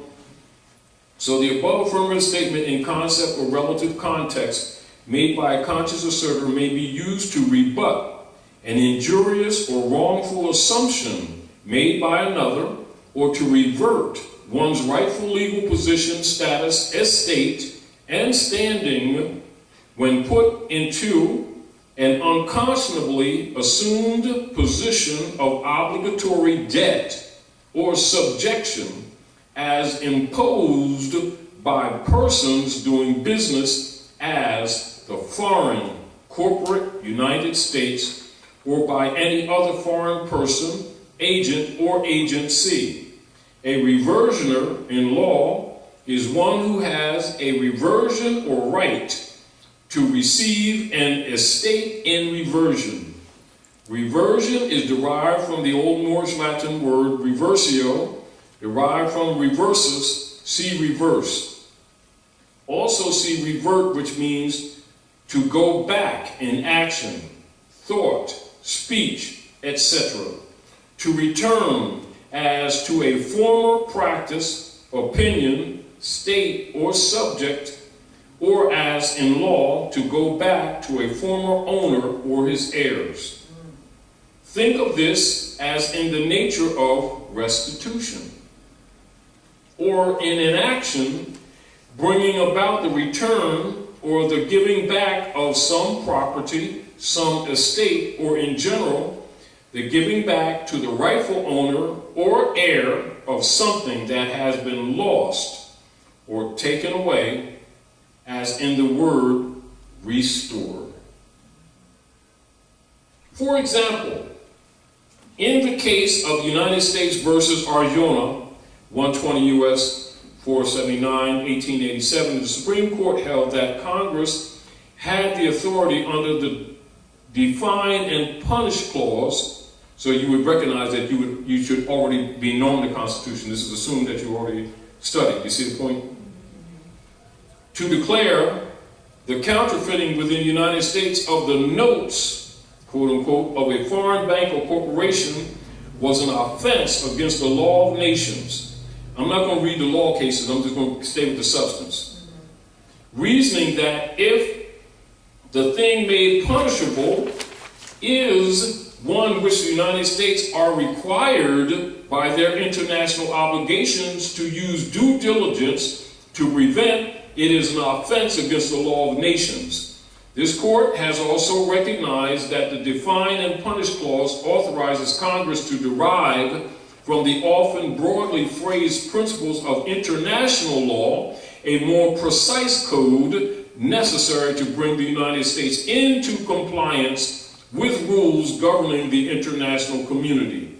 In a sense of tribunal decisions, treaties, and other authoritative pronouncements, the international community has made it plain that directly facilitating acts of terrorism or other war crimes cannot be tolerated. And so I put definitions here so that you would have the opportunity of looking at the definitions that would eliminate part of your obligation to go into a law book, knowing that most people don't have it readily available to them. Although I could have added more, I did a comprehensive primary insertion of the things that are contained within reversion so that your concepts will be correct.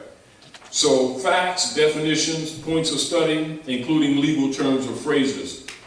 1. Reversion or estate in reversions relates to the residue of an estate left by operation of law in the grantor or his heirs or in the heirs of a testator, commencing in possession on the determination of a particular estate granted or devised. Reversion also relates to any future interest left in a transferor or his successor, and is a vested interest or estate, inasmuch as a person entitled to it has a fixed right to future enjoyment. The term reversion has two meanings. First, as a design of designating the estate left in the grantor during the continuance of a particular estate, and also the residue left in the grantor or his heirs after termination of a particular estate. It differs from a remainder in that it arises by act of law, whereas a remainder is by act of the parties. A reversion, moreover, is the remnant of the whole estate disposed of after a presiding part of the same has been given away.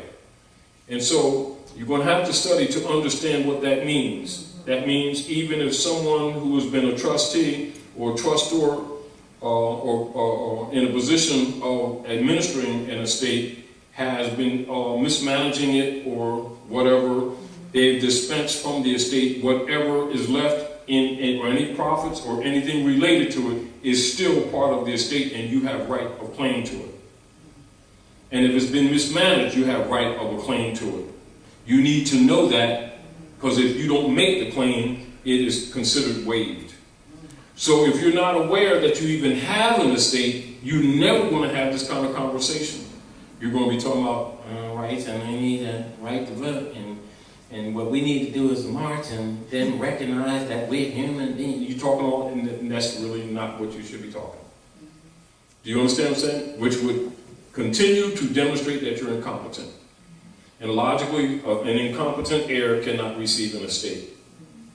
Then with you transacting business in European names automatically makes you an ineligible heir, even though your bloodline is related. Because it's in dishonor. Because you must honor your mothers and your fathers in order to have an estate. So if your mothers and fathers are Asiatics, Africans, and you're pretending to be European, you just lost your estate. And by default, they are managing it, so they, by default, are benefiting because you refused to honor your mothers and fathers, and you sitting around talking about prejudice and racism. And the fact is that you're trying to sell pit bulls as elephants. And you ain't figured that out yet? That you can't transact business in another man's name and not be agency? You can't buy and sell in another man's name and be the owner. What point you think that you can go around talking about you Sears and Roebucks and then talk about you're supposed to be wealthy? No, you're just an agent.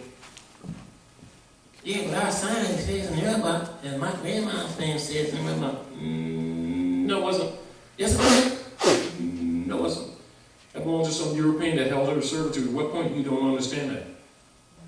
Well, I can vote, because we marched and prayed, and now we can vote. No, it's called a privilege. And every other praetor or every other president after the Congress and the Senate decides whether these cattle can vote with them names that don't belong to them. It's called Voting Rights Act. And it's a privilege, it's not a right. At what point y'all don't understand is y'all been voting with somebody else's names? Well, we used to it and said, therefore, keep it up. You don't want to render unto Caesar what is Caesar's? It's fine. And anything you buy or sell with the mark or the number of that name belongs to the state. At what point you don't understand that book that y'all said y'all been reading? And the book says, look, it says, I hold my hand out all the day long to a hard-hearted people, hard-hearted and rebellious people who are not called by my name. When they repent from their sinful ways, I will hear from heaven and heal their land. Another part of the book says, you've robbed me of a whole nation of people. And then the respondent said, how say thee that we have robbed God, even of a whole nation of people? And it follows up and says this, yes, you robbed me of a whole nation of people and put your name on them as a curse. But I will slay thee and call them by another name. How does that statement revert into the modern world for all these quote-unquote spiritual people? It's simple. It's called nationalization. But yet on the surface, most of them would never even recognize that if you just said nationalization. They won't even recognize this in the book. Because they can't read. Dishonor. Another one, when it closes out the Old Testament, it says, and it only has 4 chapters, dealing with the 4 gates. Son of righteousness arises with healing in his wings. Turn your hearts back to your mothers and fathers, lest I come to smite the earth with a curse. Closes out the Old Testament. And they still don't recognize themselves. You see the point? But they claim to know them books. And they claim to be spiritual. We have a problem here. And we got to fix it without people necessarily getting offended. So you got to bring it in such a way to make them understand that their concepts of spirituality is flawed and they need to humble themselves. You know, don't be a carpet, but humble themselves and begin to get some understanding. And understanding that prophecies are post-dated checks for human experience. And so when they read that Bible, that Quran, and the prophecies, that was 2,000 years ago, they need to look in a mirror because they're here today. They just forgot themselves. And because they've been following after the idol gods of Rome that they knew nothing of, they call themselves spiritual, but they are not. They say, Lord, Lord, Lord, but their hearts are far removed. Interesting thing, they don't even recognize themselves. However, they do recognize that they're suffering, even though they deny it. They do recognize that they build temples and have no place to lay their heads, but they say they're spiritual. They work hard all their lives and accumulate a lot of things, and they're 1 week's pay from the curb, and they ain't figured it out yet. Job.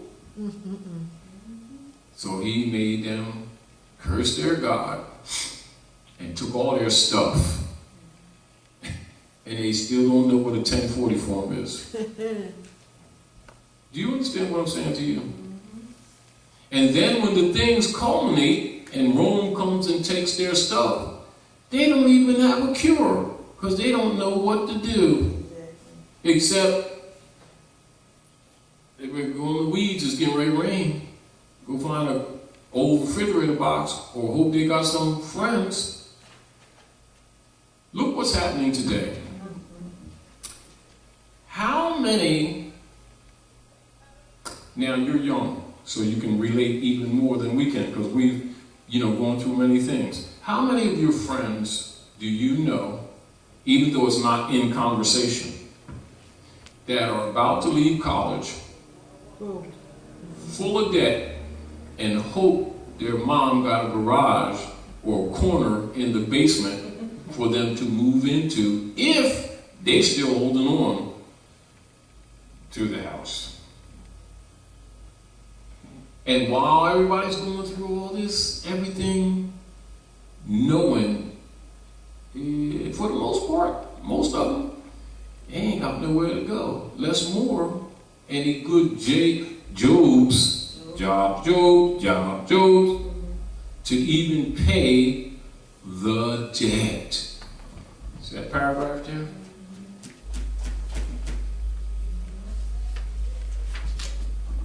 An unconscionable debt. And I guarantee you, they're not going to pay it, even if they think they are. And they talking about their spiritual.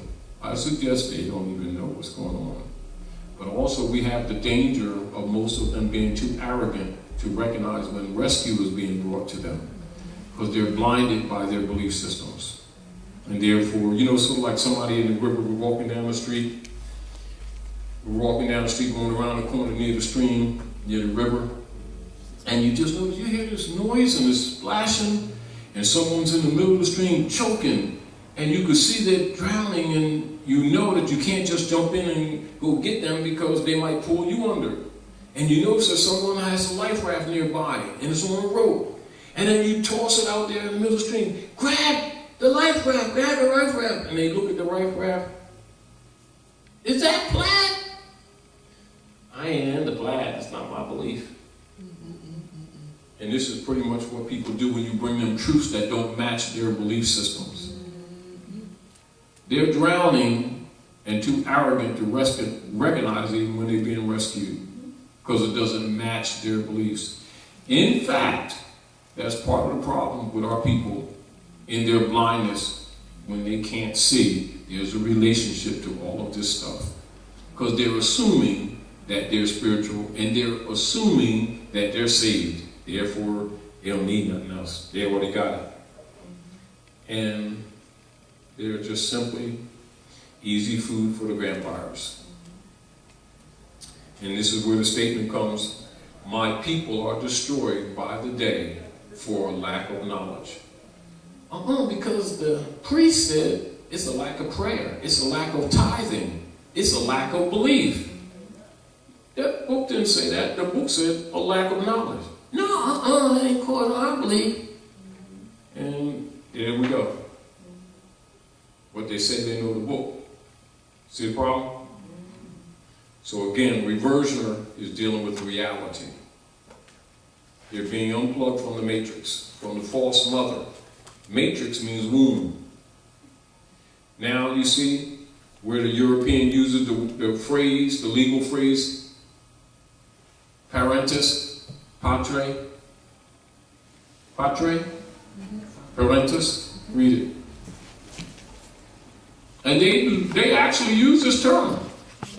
This is the position that is taken right now by the corporate state in relationship to these people who keep saying that they're spiritual. And they even made movie Sister. The sister wrote that whole series, The Matrix, even though they stole it from her. And Matrix means womb. They still screw, they ain't paid her. They still messing her around. Yeah, winning is getting it back. It's called, has her right been reverted? That's what you got in front of her. Has it been restored? She needs this too. But I guarantee you, the one part of the problem, she's not even in a proper person, not even knowing that she can't make the claim. No, because she's steward. She's called It doesn't mean that her argument isn't valid. But she doesn't even know status. Perpetrators, right? And more than likely, even though we've talked to her, and even brought her on the radio station a couple times, you can still see, even when you try to give them certain information, they're resistant because they think they know. Right. And but it is what it is. Stick to the system, don't rock the boat. People actually. Okay. Our danger is when we don't recognize our own ignorance, Right. and yet we can be so genius in feeding the system and not capable or willing to feed ourselves. When you look at all of the so-called inventions, almost all of your modern inventions, from the refrigerator to air conditioning to traffic light to everything else, were invented by Asiatics, cotton gin, everything else. Who got the credit? Europeans. light bulb. Yep, same Ancient. thing. And what were they doing? They were transacting business in European names. But they didn't see the folly. Just like Dred Scott, most important slave case ever come before the Supreme Courts of the United States. Person of Asiatic African descent had some Europeans represented in court as what? Dred Scott. And he was returned to his slave master. What made him think that he could be a free man, claiming to be somebody that he's not?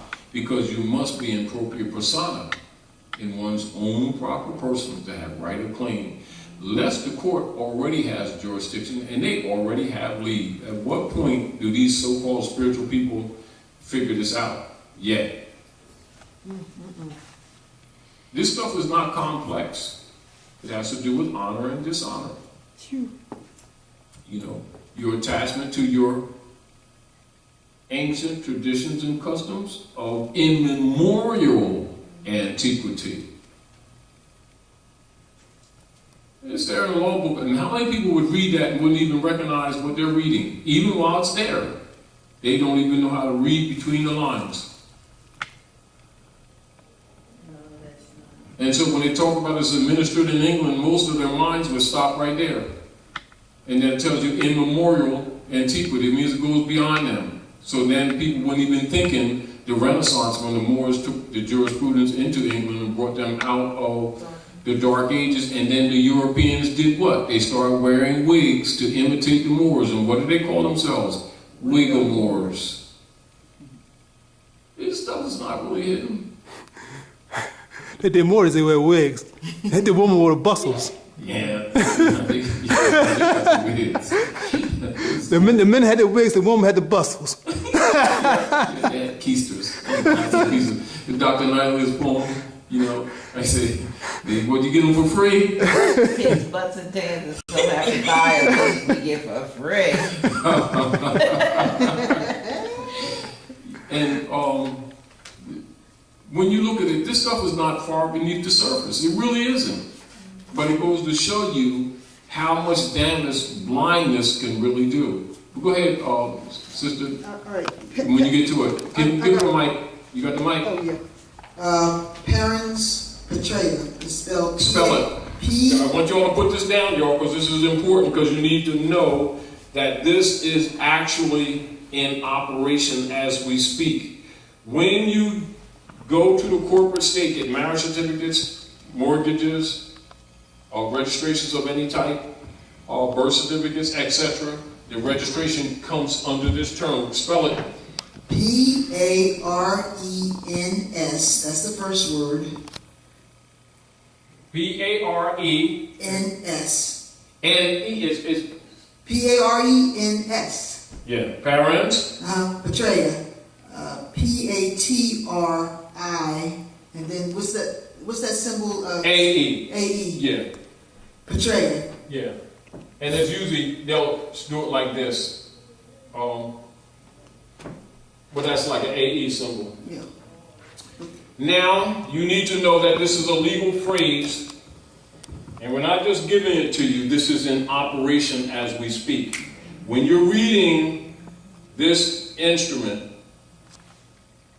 reversioner, you're supposed to already kind of know this. Do you understand? And the real reason what I'm saying to you is that if I continue, it would turn into a book. So we have to depend on that you have been taking notes, that you've been studying, that you have an understanding and a comprehension of why we're doing what we're doing, why you come to these classes, why it's important for you to invest in yourself. While we tell you how to get law books, get unabridged dictionaries, and we tell you what ones you need so you don't even have to figure it out. You know, but you must be as determined to invest in your own education, that which has been denied you almost all your life. If you value yourself enough, you will invest in yourself. If you don't, it becomes a burden. Let me see. I ain't gonna buy that book that costs $75. Costs $250. I can't get them Air Jordans because the Air Jordans cost $250. I'll get it next year. Meanwhile, you just throw it out your house. This is how people do. They'll go make a car payment on a nice car and the windows falling apart and the roof is leaking. I'm gonna get to it. I'm telling you, and our people's minds are kind of really messed up, and we can do the best we can to try to get them to save themselves, and hopefully it will get to the youth that are less contaminated, you know, because they're not thinking. Yeah, they're not thinking, oh, if I really tell the truth, I'm gonna lose my job. So they're not burdened with a lot of those threats, and they're usually more willing to tell the truth. They're not, translation, they're not as contaminated. Or fearful. But the people don't even know that they're contaminated. Do you understand what? They won't even admit that they're contaminated. Denial is also dangerous. So, anyway, this is a legal term. Can you read it, please? Parents Patria. I'm looking at the front of the book and it says, how you pronounce it, it's parents Patre. Patri or parents Patri. Yeah. Well, anyway, father of his country, parent of the country. This is where you get the father for the priesthood, also with the George Washington, who had taken the estates and they take the E off and then making the states. And so the people don't know that the corporate states are really administrators of their estate, which is under occupation. You need to know what's really happening. Do you understand also why women were removed from the priesthood? Because you're dealing with Rome. Continue. In England, the king. In the United States, the state as a sovereign, referring to the sovereign power of guardianship over persons under disability. See, under disability is a nice way of saying you're incompetent. Such it ain't as, like people rolling around in wheelchairs. You're incompetent. Such as minors and insane and incompetent persons. Yeah. Now, that's where wards of the state. Now, go to wardship. Go to wardship. And then you'll understand why different words we give you all. It's almost like we got to give you a mirror and then give you multiple mirrors to begin to start looking at yourself to see what's wrong, because only you can correct it. In other words, you can lead a horse to water, but you can't make them drink. You can tell the people the truth about the real history of the law and what's really happening to them, but only they can decide whether or not they want to serve Rome or they want to honor their mothers and fathers. But they need to know what's really happening so that they can see it for themselves. The other deal is that our people don't really think that other people see us the way we're being betrayed. We think they're looking at us differently. They're looking at you as a roast turkey. And they come and take a leg, and go back, and they're on a rotisserie. And next week it's your neighbors. And it's your family members. And most people don't really respond to us them with their family. Then they want to get serious. But it happens all around for generation after generation. It doesn't begin, it's always been going on. But the people are in denial. You know, go ahead. Wardship. In military tenures, the right of the Lord to have custody as guardian of the body and lands of the infant heir without any account of profits until he was 21 or she 16. In Sokich, the guardian was accountable for profits, and he was not the Lord, but the nearest relative to whom the inheritance could not descend. Could not. Now, so the Sokich is referring to a child still on the mother's breast. And this is where the Romans are taking the children's foot, stamped it on the birth certificate, and said that this child, the mother sold the child, and the child signed itself away. And that's what they're holding you bound with today with the birth certificate under House Joint Resolution 192, which is mentioned by Trafficon. And so they've hypothecated, which is mean under legal process, stolen the bodies of the heirs and the infants even before they were born. How's it done? It's done with the Mars negative on a downflow and rage with you, the I in the middle. Marriage certificate to claim the eggs and remove the truth of matrimony and the matriarchy.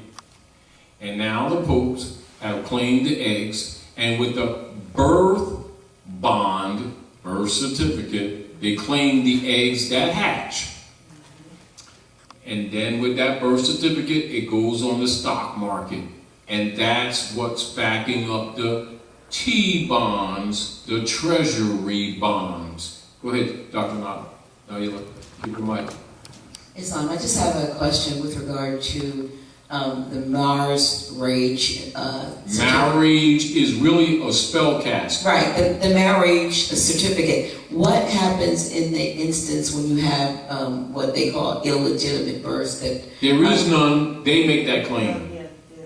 There's no such thing as an illegitimate child. It is a claim made up by the popes of Rome by which they can regulate the offspring under the rule of chattel property. However, continue so that we can analyze. Yeah, well, the question was, since the marriage or the marriage certificate is used to lay claim to the eggs as a result, and then of course they're born. In other words, that's where you get the term they're born in sin.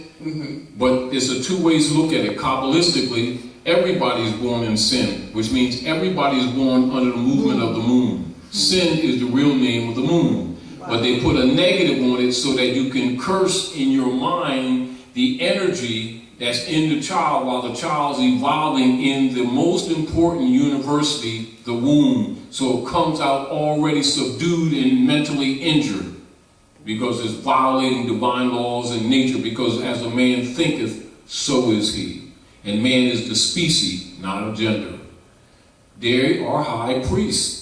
And as soon as our people learn how to read, you know, everything that is really divine, they actually put a negative on it. And so they don't have to guard us anymore, because we cast spells on ourselves. Even when you look in the early period of our subjugation, those amongst our people who knew were creating through song and enchant good spells to cast away the negative spells of the high priest of Rome, and it's called gospel. They used to be scientific, Kabbalistic chants and songs that kept the culture alive and kept code systems for liberation alive. Now they've become beautifully sung begging songs. Oh, they can sing beautifully. They're all begging songs. Most of them.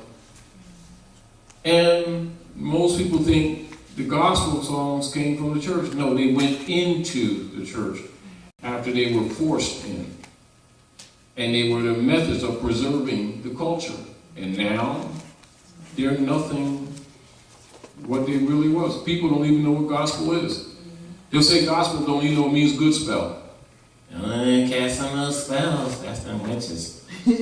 Which means wise woman, and then they think that's the devil. You know, and they even give you it symbolically in the Wizard of Oz. You know, bad witch. Even with Dorothy, even with, the lion, which represents what? The Moabites, tribe of Judah. Tribe of Judah.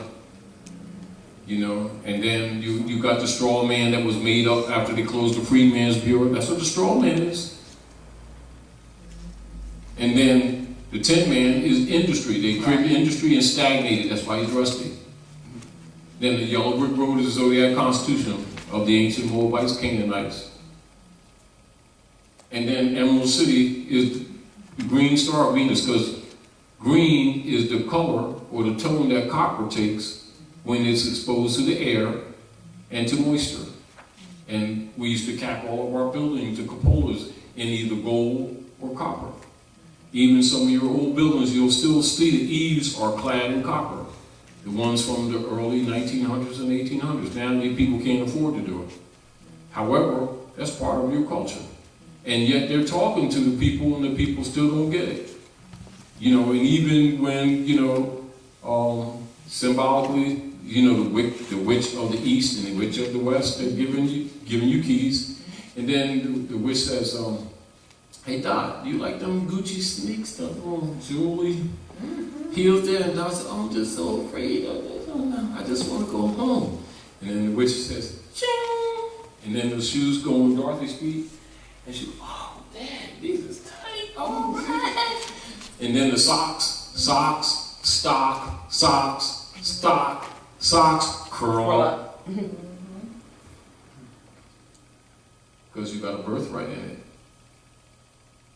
These people still don't get it. They actually make movies and tell us to our faces what's really going on, and we still don't get it. Martin Lawrence, Black Knight. The Black Knight. And then he looks at this pendant. What's this Moor thing?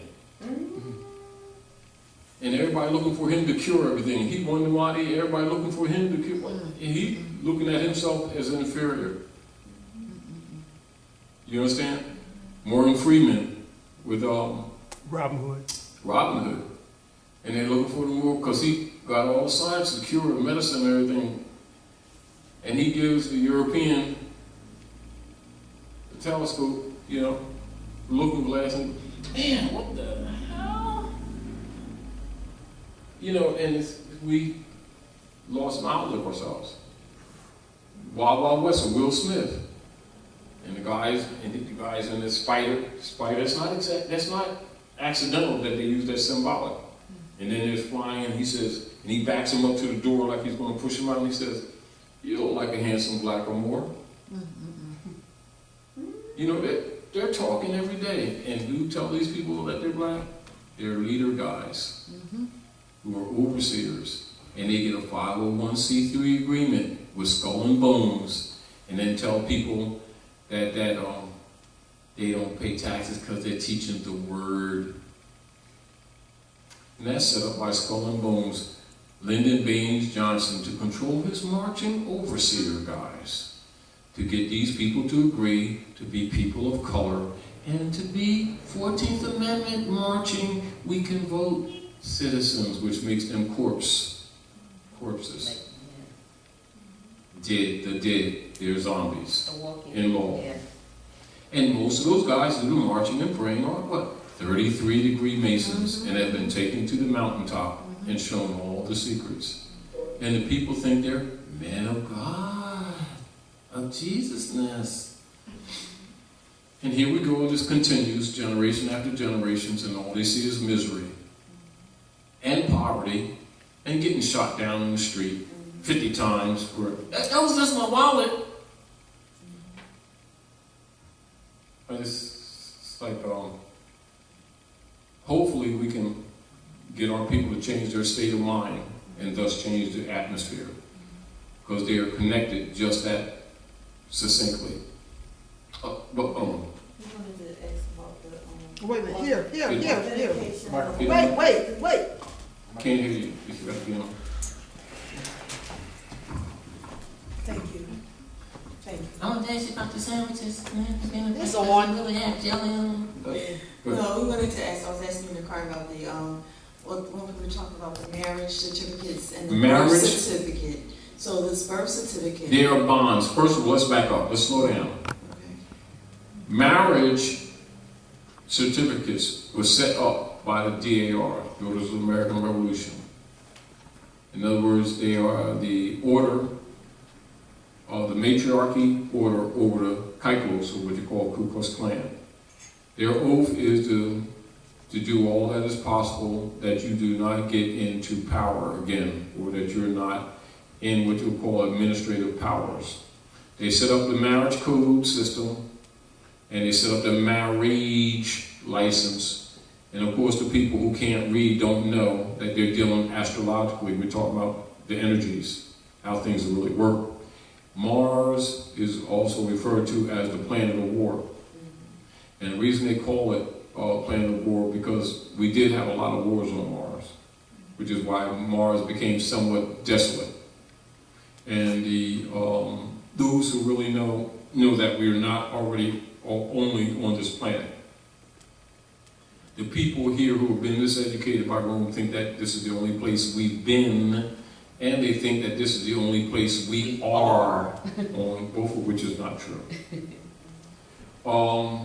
Because of other wars that took place on Mars, you have what you call spotty areas. And so also because of when the Bureau came through thousands or a few thousand millennia ago, it was hit with a lot of meteors and asteroids. And there's a total relationship between the Earth and Mars. And also, unbeknownst to the people that we've been traversing still between this planet and that planet, still, in spite of that past time and the lost cycle time, still been transferring between the planets.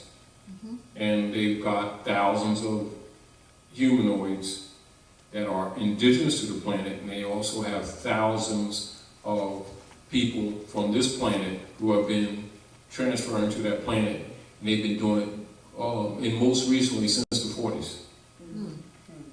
Even though some of them, a lot of them have been eaten up by the different reptiles and stuff that are there. And so this is another reason why they dig the tunnels. And so a lot of the things that you see on the surface, as pyramids and different faces, are simply markers for them to escape or to go back under the ground. And so they come out under careful situations, because there's still some animal forms there that are swift and quite large or vicious, that are relative to many of what you would call the prehistoric animals that we don't see too many of here on the planet, although all of them here are not really gone, even though the people think they are. You know what I mean? So there's a lot of things that the people really don't know about themselves. But getting back to the point, we need to learn how to navigate here first. Now, refine your question again. I was going to just read, while we were on the subject of the marriage license and the birth certificate, I was asking you to inquire about A lot of information being out. yeah. A lot of information is out here, and telling people to authenticate the birth certificate because it's being used by Rome. So my question had been, why should we authenticate something that doesn't belong to them, belongs to someone else? Now, let's go in your reversioner and go to the congressional records with Traficant's speech on the floor. Go into your reversioner. I don't know, do they have the whole document? No, we're just going to go into a section here. Yeah. Now, this is the United States Congressional Record, March the 17th, 1993. And keep in mind, while it's not being mentioned here, this is to be read with the cognizance of you knowing what was done by Woodrow Wilson, and also with you knowing what was spoken on the floor in 1932 and in 1934 by Louis McFadden on the floor. Also, as you know, they later killed him when he went to visit his daughter they poisoned him when he went to visit his daughter in New York. And Traficant just died on September 27th. Yeah, I know. But we're talking about, and they say it's an accident, but it's not. Tractor. Yeah. Anyway. And plus, because so much of this has been discussed, particularly when we start, talking, etc. And then he's still belligerent. He has not backed off. No, he hadn't. He's still stood on his word. And so that's what they do. Do you understand? Because actually all Europeans are either Knights Templars, Shriners, Knights of Malta, Knights of Columbus. And their benefit has been by keeping these secrets and then keeping our people subjugated. And when, like say he put something like this, and then we can use this against them. Yes. So he becomes sacrificial. This is why he also put him in jail 7 years. You understand? But go ahead. No, I need you to open that up. I'll only have the one. You go ahead.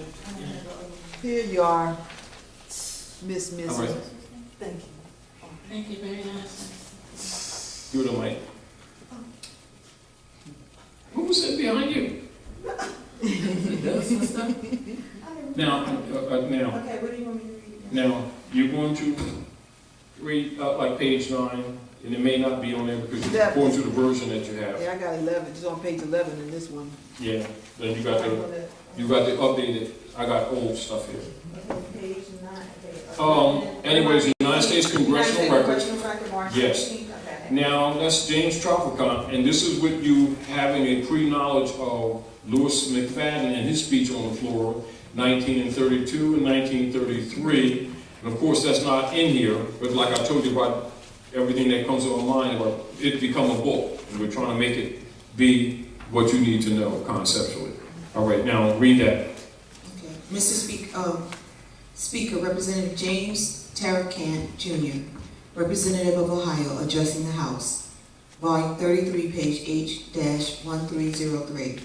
United States Congressional Record, March 17, 1993. Mr. Speaker, we are here in Chapter 11. Members of Congress are official trustees presiding over the greatest reorganization of any bankrupt entity in world history. I want to pause right there and let you understand. So you must already have a knowledge that the United States is a corporation, it's not a country, although they've been telling you it's a country. Yes. This is presuming that you don't need to be convinced other than that, so that you don't get your head twisted about what you're really dealing with, knowing that the masses don't know better, you're supposed to know better. But this is also to demonstrate to you that the politicians already know this. They know that the masses are miseducated. The masses think the United States government is a country. They even think America is a country. They don't even know that America is 2 continents, because they have the mentality of minors. Now, you understand why the people are called minority? And yet, most people assume that they're intelligent, and they will be making all kinds of statements with authority like they really are educated, and they're looked at as zombies. Do you understand what I'm saying to you? Yes. But continue. But continue to read through. Read through to the second page. Go ahead. To the second page. Keep on reading. Just keep on reading. I'll tell you when to stop. All right, I'll have to be revert so I can get my place. Members of Congress are official trustees presiding over the greatest reorganization of any bankrupt entity in the world, the U.S. government. We are setting forth, hopefully, a blueprint for our future. There are some who say it is a coroner's report that will lead to our demise. It is an established fact that the United States federal government has been dissolved by the Emergency Banking Act, March 9, 1993. No, 33. 1933, sorry. Emergency Banking Act, March 9, 1933, 48 Stat 1, Public Law 89-719, declared by President Roosevelt, being bankrupt and insolvent. House Joint Resolution 192, 73rd Congress in session June 5, 1933. Joint resolution to suspend the gold standard and abrogate the gold clause dissolved the sovereign authority of the United States and the official capacities of all United States governmental officers and departments, and is further evidence that the United States federal government exists today in name only. The receivers of the United States bankruptcy are the international bankers via the United Nations, the World Bank, and the International Monetary Fund. All United States office officials and departments are now operating within a de facto status in name only under emergency war powers. With the constitutional Republican form of government now dissolved, the receivers of the bankruptcy have adopted a new form of government for the United States. This new form of government is known as a democracy, being an established socialist communist order under a new governor of America. This act was instituted and established by transferring and or placing the office of the Secretary of Treasury to that of the Governor of the International Monetary Fund. Public Law 94-564, page 8, section HR 13955, reads in part, the U.S. Secretary of Treasury receives no compensation for representing the United States. Gold and silver were such a powerful money during the founding of the United States of America that the founding fathers declared that only gold or silver coins can be money in America.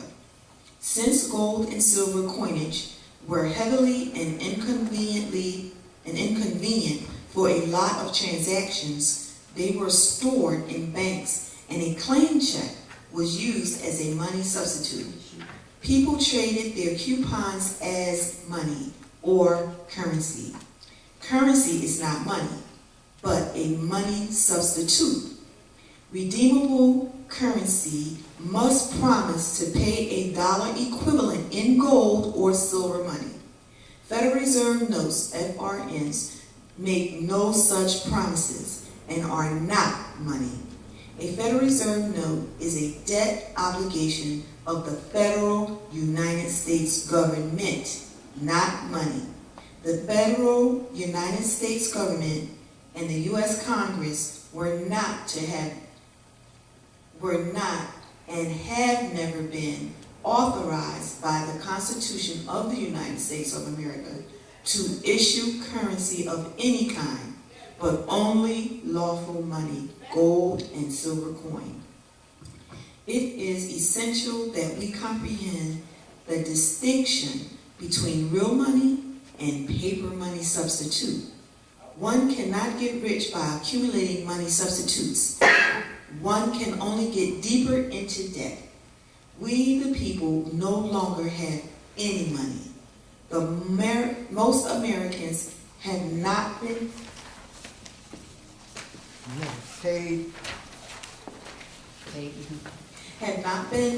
paid money for a very long time, perhaps not in their entire life.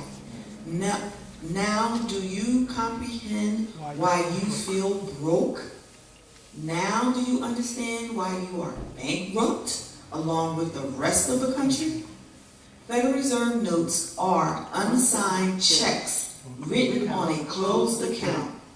FRNs are an inflatable paper system designed to create debt through inflation, devaluation of currency.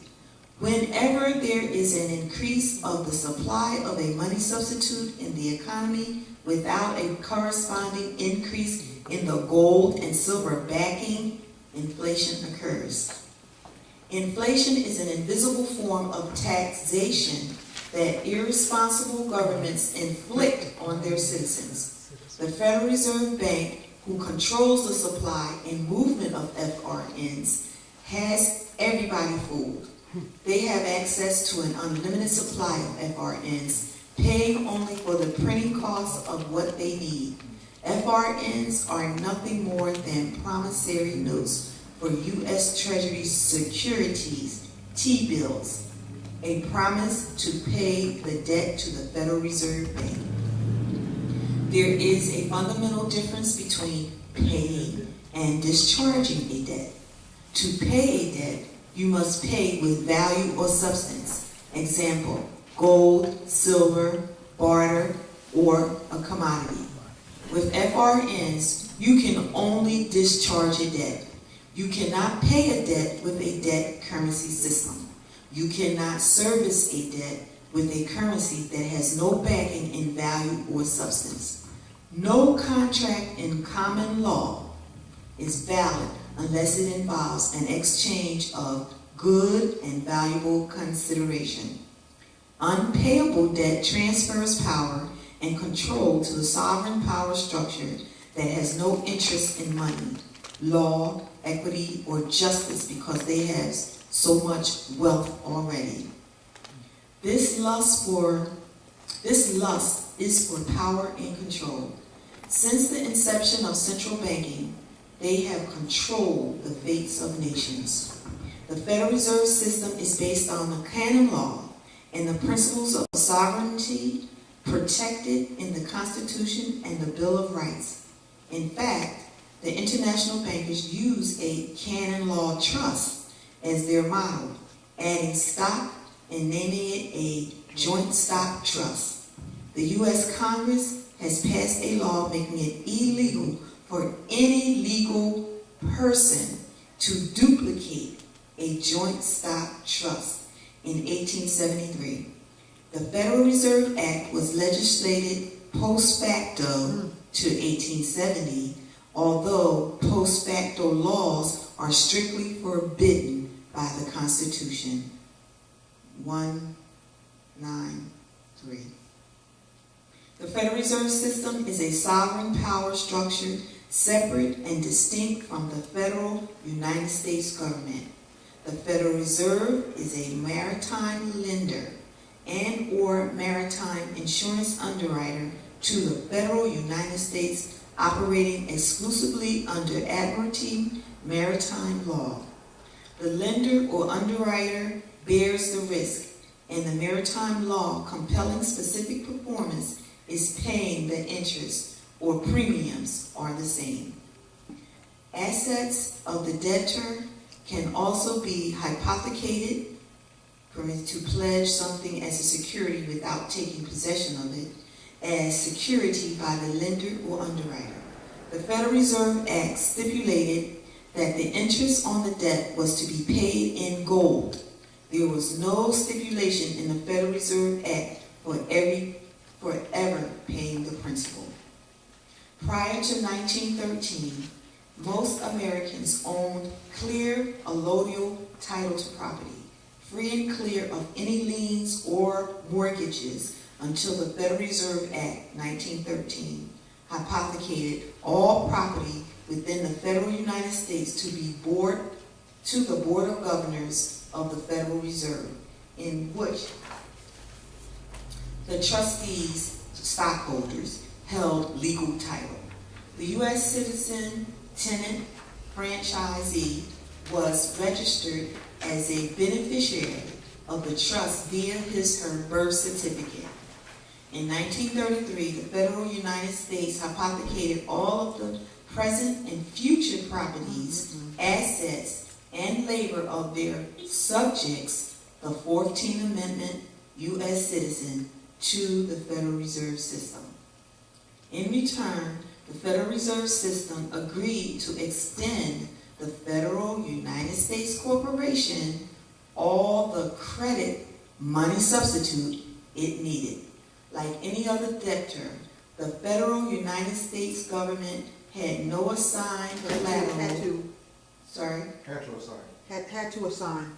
The federal government had to assign. To The Federal United States government had to assign collateral. Okay, the federal United States government had to assign collateral and security to their creditors as a condition of the loan. Since the federal United States didn't have any assets, they assigned the private property of their economic slaves, the U.S. citizen, as collateral against the unpayable federal debt. They also pledged the unincorporated federal territories, national park forests, birth certificates, and non-profit organizations as collateral against the federal debt. All has already been transferred as payment to the international bankers. Unwittingly, America has returned to its pre-American revolution. Feudal roots whereby all land is held by a sovereign and the common people had no rights to hold a loyal title to property. Once again, we the people are the tenants and sharecroppers renting our own property from a sovereign in the skies of the Federal Reserve Bank. We the people have exchanged one master for another. This has been going on for over 80 years without the informed knowledge of the American people, without a voice protesting loud enough. Now it's easy to grasp why America is fundamentally bankrupt. Why don't more people own their properties outright? Why are 90% of Americans mortgaged to the hilt and have little or no assets after all debts and liabilities have been paid? Why does it feel like you are working harder and harder and getting less and less? We are reaping what has been sown, and the results of our harvest is a painful bankruptcy and a foreclosure on American property, precious liberties, and a way of life. Few of our elected representatives in Washington, D.C. have dared to tell the truth. The federal United States is bankrupt. Our children will inherit this unpayable debt and the tyranny to enforce paying it. America has become completely bankrupt in world leadership, financial credit, and its reputation for courage, vision, and human rights. This is an undeclared economic war, bankruptcy, and economic slavery of the most corrupt order. Wake up, America. Take back your country. United States Congress records. Congressional records. Now do you understand that paragraph, that first paragraph? Yes. Now, that's real politics. That's what's been going on, and how many people that claim to be educated, claim to be super duper spiritual, don't even know what's in front of them, and don't even know that the United States is a corporation. They think it's a country, and they think that they're paying taxes to pave the streets and to send their children to school and to take care of the protections of the country, etc., and they're actually economic slaves. Slavery has been bureaucratized, and they're running around talking about they're spiritual and saved with all the problems that are resulting from what you see right here They are accusing the devil of doing it. And it's their very politicians and priesthood right in their face. Now I want you to look, we have a little bit of time, take a little bit more time. I want you to go to the secret treaty of Verona, and I want you to read Article 3, which is the secret oath of the clergy. Now, and you'll see why I put this all together. Because if the people don't know this already, when you're talking to them about nationalization, why you nationalize, it's interesting, but it goes over their head because they think this stuff is just locked in a pocket with us. Like we're dispensing some consciousness that only we know. And every politician and leader guide knows this information. They know that the masses have been miseducated. And you're food and don't even know you're food. And then people get, oh, well, yeah, I'm in this, but I'm busy right now. And they don't know they're busy paying the toll that they think they ain't involved in. You see the problem? This congressional records reads this. This is, read the secret treaty of Verona. As a matter of fact, read from 1 to 3, and then we'll discuss a little bit and close out. Okay. Secret Treaty of Verona, American Diplomatic Code, 1778 to 1884, Volume 2, Elliott, page 179. So it also shows you this is public record. It's secret. It's only secret to uneducated people. But keep on reading. The undersigned, specially authorized to make some additions to the Treaty of the Holy Alliance, after having exchanged their respective credentials, have agreed as follows. Article 1. The high contracting powers, being convinced that the system of representative government is equally as incompatible with a monarchical principles as the maxim of the sovereignty of the people, with the divine right, engage mutually in the most solemn manner to use all that their efforts to put an end to the system of representative governments in whatever county it may exist in Europe, and to prevent it being introduced in those countries where it is not yet known. Now you see why the politicians won't say the republic. They keep saying democracy. And yet the Constitution guarantees, and yet you see why the politicians will now say the republic, and yet Article 4, Section 4 of the American Constitution guarantees a Republican form of government for every state in the Union, which means for them to even be a part of the Union, they must have a Republican form of government. But you will never hear them saying that. And yet the average person who claims to be educated and is spiritual be running around talking about our democracy and don't know it's anarchy in government.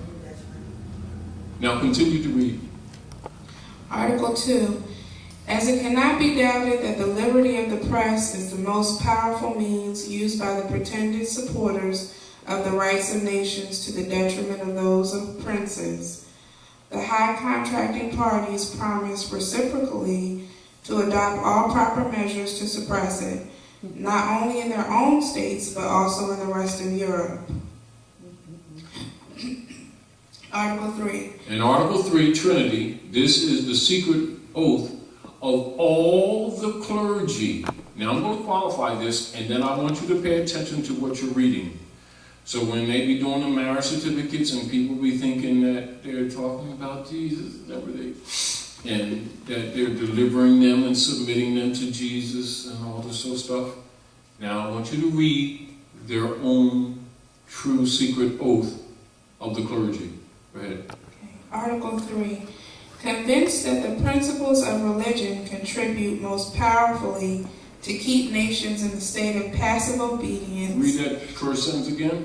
Convinced that the principles of religion contribute most powerfully to keep nations in the state of passive obedience, which they owe to their princes, the high contracting parties declare to be their intention to sustain in their respective states those measures which clergy may adopt with the aim of ameliorating their own interests, intimately connected with the preservation of the authority of the princes, and the contracting powers join in offering their thanks to the Pope for what he has already done for them, and solicit his constant cooperation in their views of submitted nations. Now, the concept that the people have that the clergy is submitting them to Jesus.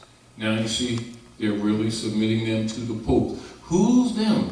It was the same Romans that murdered the Jesus that they say they love, and that's who they're really paying. And the preachers are what? Ameliorating their own interests.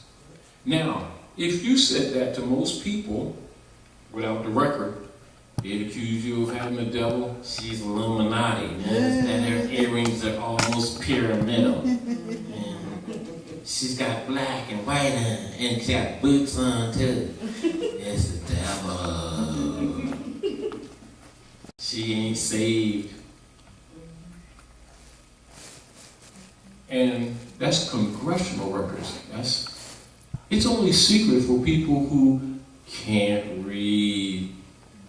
And it's right in their faces. And guess who's paying them to keep the BS up? These very people who are busy on their job, but they're too busy for this, and they think this stuff ain't connected because they're spiritual. I suggest that pain will be a great teacher, and hopefully we can get through to limit the suffering that is totally unnecessary, because they are funding their own enslavement. Now, upon reading what you read, now do you understand why they're authenticating the birth certificates?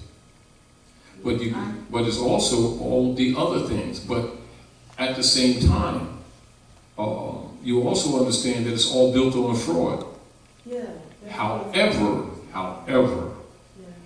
you have read the basis upon which that movement is made. Now you can analyze it. Pardon me. And we will do that. However, now you see, now you understand. Now what you can do, and what it is, well, that we do, excuse me, and what I was talking about before, is understanding it's a fraud. My position with this whole thing is to simplify and to remove the color from process.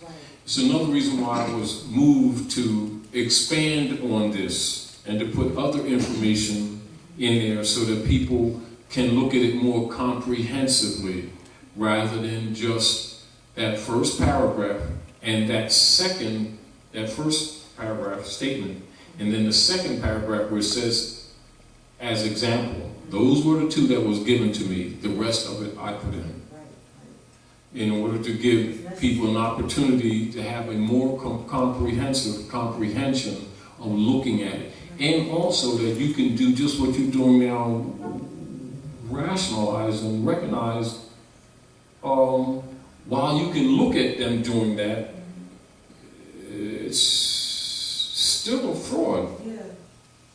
However, if you use the method, you're demonstrating that you know what's really going on. And it makes it difficult for them now to use the stock. So just like the wicked witches, not witch ain't wicked, but the wicked witches, stocks curled up under the house. You understand? House of Representatives. Do you understand? So again, if we can get people to understand that what the real politics, you're reading the real politics. Yes. It's what people suffer from every day, and they're busting their butt. You understand? They don't even know they don't even have the right if they're not in for a proper person. Then they pay people, think they're paying people, give them greenbacks to try to save my this and save my that, and they're what? Sucking you because they're vampires, because they know clearly you don't know what the swell's going on. And then somebody come and tell you about nationalize and tell you about what's really, oh yeah, that's that more stuff. Yeah, that's interesting, but right now I need to see what the problem is. They're being thrown a life raft, and these seats are empty. And most of them think they're spiritual. So they ain't got time for this. And half of them, by the middle of next year, ain't gonna have stuff. That's right. Because they're getting ready to accelerate. Yes. Why? Because the nations of the earth are dumping them T-bombs. That's right. And because the U.S. corporation company have stolen Germany's gold, which is one of their main allies, they have turned their back on them. So guess what's getting ready to hit these people that they don't know within the next couple of months? Hyperinflation. Yes. Yes. Yes. Then see how much their idol God saves them. And see how spiritual they are. It's kind of hard to be spiritual when you're hungry. And you put that plastic card in and it don't work no more. Meanwhile, you put that plastic card in and then you got to watch your back because these people won't get wild on the street. Because they ain't going to have no JOBs. They're going to start shutting off water in different places strategically. They're going to start shutting electricity off. They're going to start crashing the internet to stop people from learning. And Social Security ordered over 40 million rounds of hollow point bullets to write checks with. Because everything they've been depending on from Rome is not going to be what they think. But their spiritual, I doubt it. But that's not with a criticism. Anyway, thank you all for coming out to the House of Reawakening Minds, hosted and maintained even under pressure and sacrifice by Dr. Naila Gilliam, who has been sincere and with pressure maintaining the house. Oh, don't forget Thirsty Thursdays. Are you thirsty? No, on Friday. But if you're thirsty, come Thursday and get a little bit of spiritual knowledge. And I like the way she has it set up because it, you know, as you can see, the priesthood know that the people are getting dogma. That's why they say what?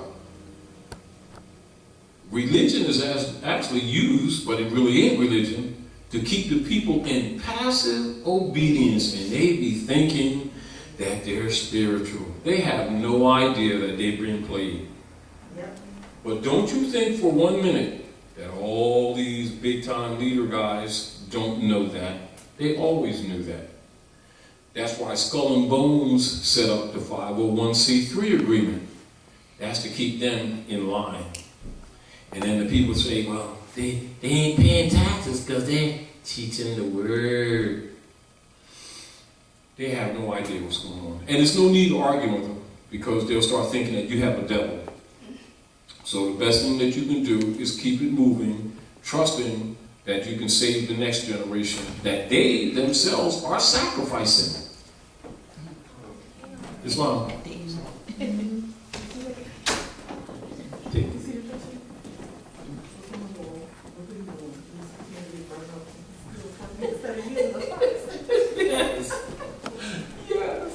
Well, that's a good one. That's a good one. But anyway, so I'm gonna make sure that you have the proper one on your flash. You got your computer here? No, I didn't break it down. Oh, all right. You don't have your computer? You got your computer? I got my flash drive now. Yeah, everybody got flash. I got a flash drive, but no computer. I got it on the flash drive, but we'll update it. But I'm going to put that. I'm going to take the motu proprio that we did, a year and a half ago when we did the thing, Skype to Canada, and I'm going to include that in it and give it a little bit more structure, and then talk maybe a little more commentary on, the authentication of the birth certificate, why, but also with the critique. Right. With the critique, but the major thing is that people don't just dismiss that out of hand, not, with a criticism, not understanding why people do it. I don't condemn them. Right. I would qualify as a clean-up methodology. Right. Do you understand what I'm saying to you? Because my position is, can we allow it to be that this child here doesn't dance to that hoop and therefore the child has no right? On an instrument that was made by the Jesuit order that claimed his body and that it can't be recognized unless he jumped through the hoop, get a birth certificate and authenticate it, and then go to Trenton. If they're in Jersey, go to Wilmington. Go to wherever they are. Dover. Where's the Dover. Dover? Yeah, Dover in this territory. And actually, in this territory is actually where the chattel stock property is actually registered. Yeah, corporate The 14th Amendment corporate persons are registered in this territory, Delaware. Yeah, the first state, broken estate. You see the point? corporate capital world. Yeah. And the deal with this, here, and so because of convenience, what they do, they do the registration here, and on the West Coast, they do it in Nevada. And that's because of inconvenience. But as you will see, if you did a little research, you'll find that corporations from across the country and in Canada are backed up in courts in bankruptcy. Right here, the bankruptcy courts are backed up for years. They won't even be able to move fast enough. Now, so as you begin, so like while the people are in denial, you're going to be passing malls with 2 stores open in the entire mall. And if the people ain't woke up then it'll be 1 store. And if they ain't woke up then, they better start learning which grasses are edible out there. No, serious, And hopefully, they have no idea how close they are to that right now. Yes, indeed. That's not just a scenario that I'm saying. So close. And these So- wars are our indication. Yes. These wars they keep calling people. So, and there was a cover-up. And Ebola is because they've been threatened. And so what that is a diversion because it's getting ready to crash big time. Big time. And so all of the so-called 401ks people think they got is called Okay. almost one. Okay. I'm serious. I'm not really trying to be funny. And these people have no idea that they're at the edge. And it's sort of like people, even though they feel it in their heart, but they're in denial. But the deal is they're not going to have to wait too much longer. In truth, it has already crashed. What they've been calling quantitative easing is where they've been creating counterfeit bonds to cover counterfeit bonds that they've sold to other nation states who are now dumping them because their countries are collapsing by virtue of having them UST bonds that you read in here that are worthless. Now, so what's happening is this. They've created a new forum for the rest of the civilized world where they're not going to transact business with Federal Reserve notes, which means they're going to start pouring in, which they're doing right now, which is why all the new pipelines that are being built across Asia, which is another reason why they're starting the war, trying to stop them, have been funded with UST bonds that they're using to fund all of new structure around the world because they know they can't be redeemed. And so what's happening is the Federal Reserve is having to print not billions, trillions of new notes to cover the derivatives that they've created falsely, and it's being concentrated domestically because it's not being accepted outside. Now, so the deal of it is, you don't have long that they can continue to cover this up, which means all things imported will jump 200%. 200%. Go ahead, good brother. What happens to, the Federal Reserve is beyond all this. What happens to them? What happens to them? They have been the real government. They are the shadow government. They've been protected because they are the cabal. The United States government has been dissolved. How many people, meaning that it's not unknown, but people keep acting like that. What we've been telling them is just our opinion. The chickens have come home to roost, as Malcolm used to say. Yes, sir. And right now, it's at the point where those who have been the naysayers and the deniers are going to be hit, and they're going to be the least prepared to handle what they're going to be hit, because they believed in Rome. They're invested in Rome, and they have been robbed by the very Romans that murdered all the prophets, that they've been lying and saying that Jesus was a part of this stuff. And it's Constantine. They've been saying they've been worshiping Jesus, they've been worshiping Constantine. That's why the priesthood will never tell them that the official name of what they call Christianity is the Niceno-Constantinopolitan Creed. And they've been funding their own enslavement, and now it's getting ready. In other words, now the checks are due. Now we're not talking scenario, we're talking real world politics. And those who are not aware do not know how to respond.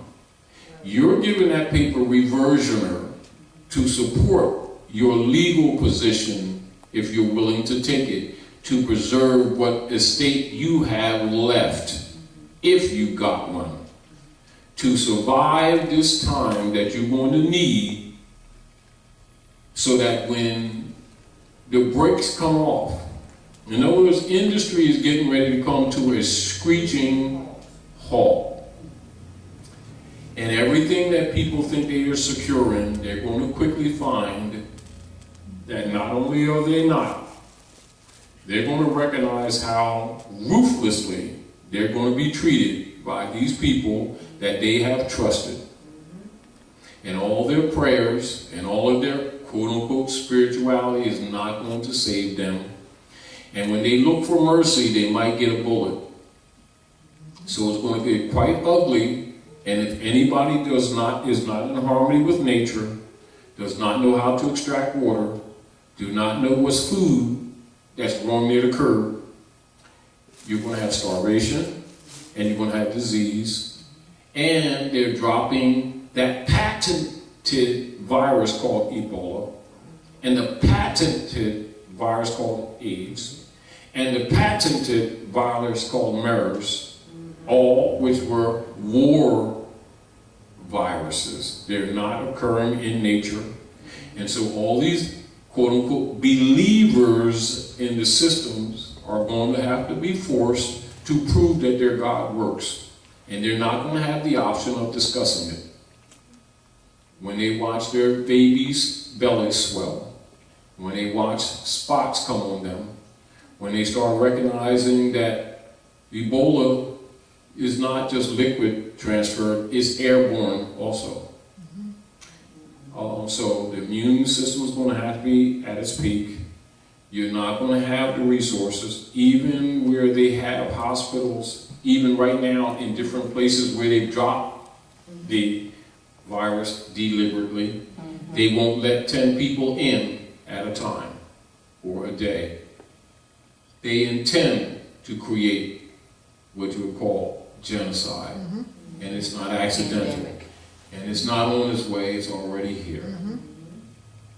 Now also, they're going to use it as an excuse to restrict people's travel. Then when people go to travel, they're going to screen them, and when they screen them, they're going to be contaminating every other one. The same way they did with the so-called AIDS, how do you say, AIDS test, is AIDS distribution. Do you understand? Anyway, again, thank you for coming out to the House of Reawakening Minds. Trust me, you've done some good. What you have in your hand is giving you a general outline of the real politics. If you read between the lines, we're going to go maybe a little deeper in it, maybe next time, and start talking about how to use these things. We've been redundantly telling people to nationalize, but you must understand, if you're not your proper person, lawfully, you don't have any claim whatsoever. And I know that a lot of our people really don't understand that. So we're not here to criticize them for not understanding that. we must dig the deepest that we have to find an intelligent way to transfer the information to them so that they can recognize that this stuff is already known. It's just that we've been locked out of it. And whereas they keep thinking that this is just with conscious Moors, every politician already knew this stuff. They've been part of your enslavement. And it's sort of like, including the big reverend guys. This is why no one in Masonry speaks, because if they told the truth, not only would you rebel against them, you would have been freed. So when you hear the term, know ye the truth and the truth will set you free, well, now you've been told the truth. You have an opportunity to do with it what you will. But what we're going to do is try to make sure that you've got it in such a way that it's useful, not just, oh, this is interesting, you know, that's why I expanded on it. And as we talk about it, I see the necessity of expanding a little bit more. So I'm going to take the motu proprio that we did, because I did, you know, we put the Tropicon speech in there when I did it on the fly, when we did the motu proprio book a year and a half ago. I'm going to just take that book, put this in there, expand on it, go deeper in more definitions that are related to it, and then discuss a little bit about the authentication of the birth certificate. And I suggest that the authentication is sort of like, I don't think that's appropriate. How are you going to authenticate? You know, it's like, you know, but I understand, but I think it needs to be, I think it needs to be addressed in another angle. Do you understand what I'm saying to you? And my position is that when a natural person or heir of the estate declared a nationality and proclaimed it for the public record, all these things should be assumed and be done. And I'm going to look for a way of addressing it, that would be the issue. Because there's no way that these millions and millions of people can possibly go through that process and have to go to the so-called headquarters of the different corporate states and go through the process of filing and registering to authenticate, and then they will consider not using the Sister Q trust against you. I suggest that that's too complex, though I understand why it's done. And as you can see, because the birth certificate, you have been hypothecated by virtue of your birth certificate, but you must also know it is also the marriage certificate and registrations and all the other instruments that you don't suspect. That's just giving you an example. So just because he's saying birth certificate, don't think it's just that. It's also the marriage certificate. It's also the original titles of manufacturer's titles of origin that's on your vehicles. And they give you a certificate of title, which is not the title. That's also on the stock market. Do you understand what I'm saying to you? So the people are going to have to get educated, and logically, if they're locked up in their belief systems, they're locked out. And so we can't sit around and lament about what is obvious, you know. But as you read this, you can. The major thing that's being presented to you right now, although this can be expanded on, being redundant at the same time cutting through the chase. Don't you underestimate that people around you didn't know this. Just because it's not being discussed, you're reading it for yourself, and it's not just some newspaper article, it's the congressional record. That means all your politicians had this, and they had it all the time. And everybody that's living today, you understand, been living under this Roman rule and didn't even know it. And while they think they've been saved and all this sort of stuff and going about their everyday lives, busting in their butt thinking that they were buying a house, they didn't even own the house. You can't even own nothing if you don't have a allodial title. And the people you say them allodial title, they don't even know what you're talking about. No. Do you understand what I'm saying to you? Do him first, then yourself. Go ahead, good brother. Real quick. What's the name of that book? You said you're writing. I would like to get it. No, motu proprio. I'll see that you get it. Right. It was actually a compilation of different issues, just like the Tropicon speech. I also had in it the motu proprio apostolic letter from Pope Francis. You know, and what I did, I collaged them because we were doing a Skype to Canada. And Grand Sheikh's Nika Bey, upon notes that I was making, was constructing it while we were doing the Skype. On the printing, she's very, very good. She was constructing it under my instruction while I was doing the lecture to Canada. And that comprised the motu proprio. And there was only limited amounts of them printed up, but they were very effective. There's limited commentary in it. So it's presented with, on the predication that the people there, most of them were already scholars or conscious. But for a person who's not conscious politically and don't have law books, you know, you talk about reversioner, you talk about de facto, fundamental basic stuff, but they don't know what that is, but that affects their everyday life. And logically, when you're talking just this normality of what's really going on, for the most people who haven't been educated, and they got a million questions, and half of them are too ashamed to ask the questions because they don't want to admit their own ignorance. And others will say that they understand what you're saying when they don't know what you're saying. But then on the other hand, not knowing that this affects every phrase of their life, and they're looking at it from a third perspective. Oh, you know, those Moors said this, and I know some Moors, and they national, and I know some Moors, and they don't have no idea they're in the middle of the soup. Do you understand? They're totally disconnected. However, they're the easiest food, and they will be the first who will be discarded. Now, because we know that, we're doing the best we can to save them, even though many of them will condemn us for doing what we're doing, because we're not saved. Do you understand? Yeah, I was going to say that was persecuted prophecy in of itself. If you look at all the stories in the Bible, time after time, it is the masses of people who get washed away in the flood. It's exactly. Jesus had 12 disciples. 2 of them betrayed him. 1 with a kiss. Another 1 denied him. So it's a prophecy. And what people need to know is them right now.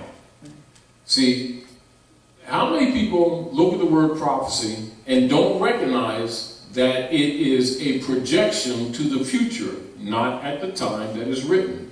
Therefore, the generations that come and live it often, unless they really understand those books, don't even see themselves, so they're unprepared.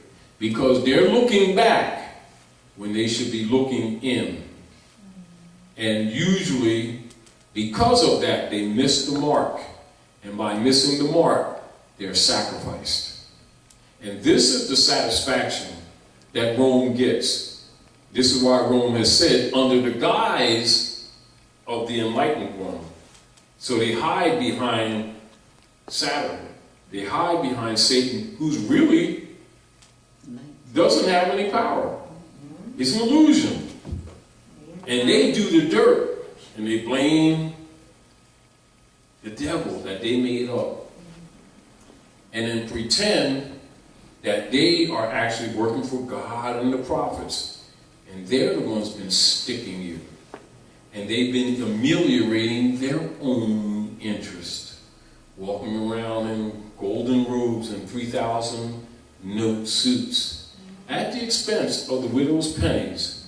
And the devil gets blamed. And the widow gets thrown on the street. But she goes to the circle, to the church, and funds her own enslavement, while saying, Lord, Lord, Lord, but their hearts are far removed. And they don't even see themselves. And it's kind of difficult because they're blinded by their quote-unquote beliefs. Straight at the gods of Europe whom they knew nothing. Yes. It's shameful. And what I just said to you is really not parabolic. It is directly the truth. Our job is, how can we get this information to our people to save them the best that we can? Because they don't know that they are going to be sacrificed. Like for real, for real, for real. Not just allegorically. They're really going to be sacrificed. They don't think that blood's going to be in the street. It is. And we can't stop it either. The deal, what we can do is kind of limited. That's what our opportunity is. However, that which is is done must be done. Meaning that the debt must be paid, but the debt is not like the people think it is. The debt is a debt of dishonor. And for not honoring our mothers and fathers, there will be many that will have to be sacrificed. But it is by their own will that it is done. That's the deal. So therefore, when it says Gabriel's horn must be blown, that means Gabriel's horn is blown. And they can't say they weren't told. That's the point. They can say that they weren't told, but they will be lying. Therefore, the truth is out. And therefore, the new era of time has come. A crying age is here. And you have lightning fast communication. Massive communication. And they will say they didn't know, but they will be lying. They will say they didn't hear, they will be lying. They will say nobody made an effort to tell them, they will be lying. They say, well, nobody teach us that. It's in the congressional records. And certainly, if they can tell you about a God in the netherworld who they do not see, and then can tell you about what's before their face, they themselves are charged. And when they say, the devil made me do it, the reflection of the dark priesthood who's been hiding behind the devil can say this: I just called, you followed. It's that simple. Peace, you all. Hope this is good.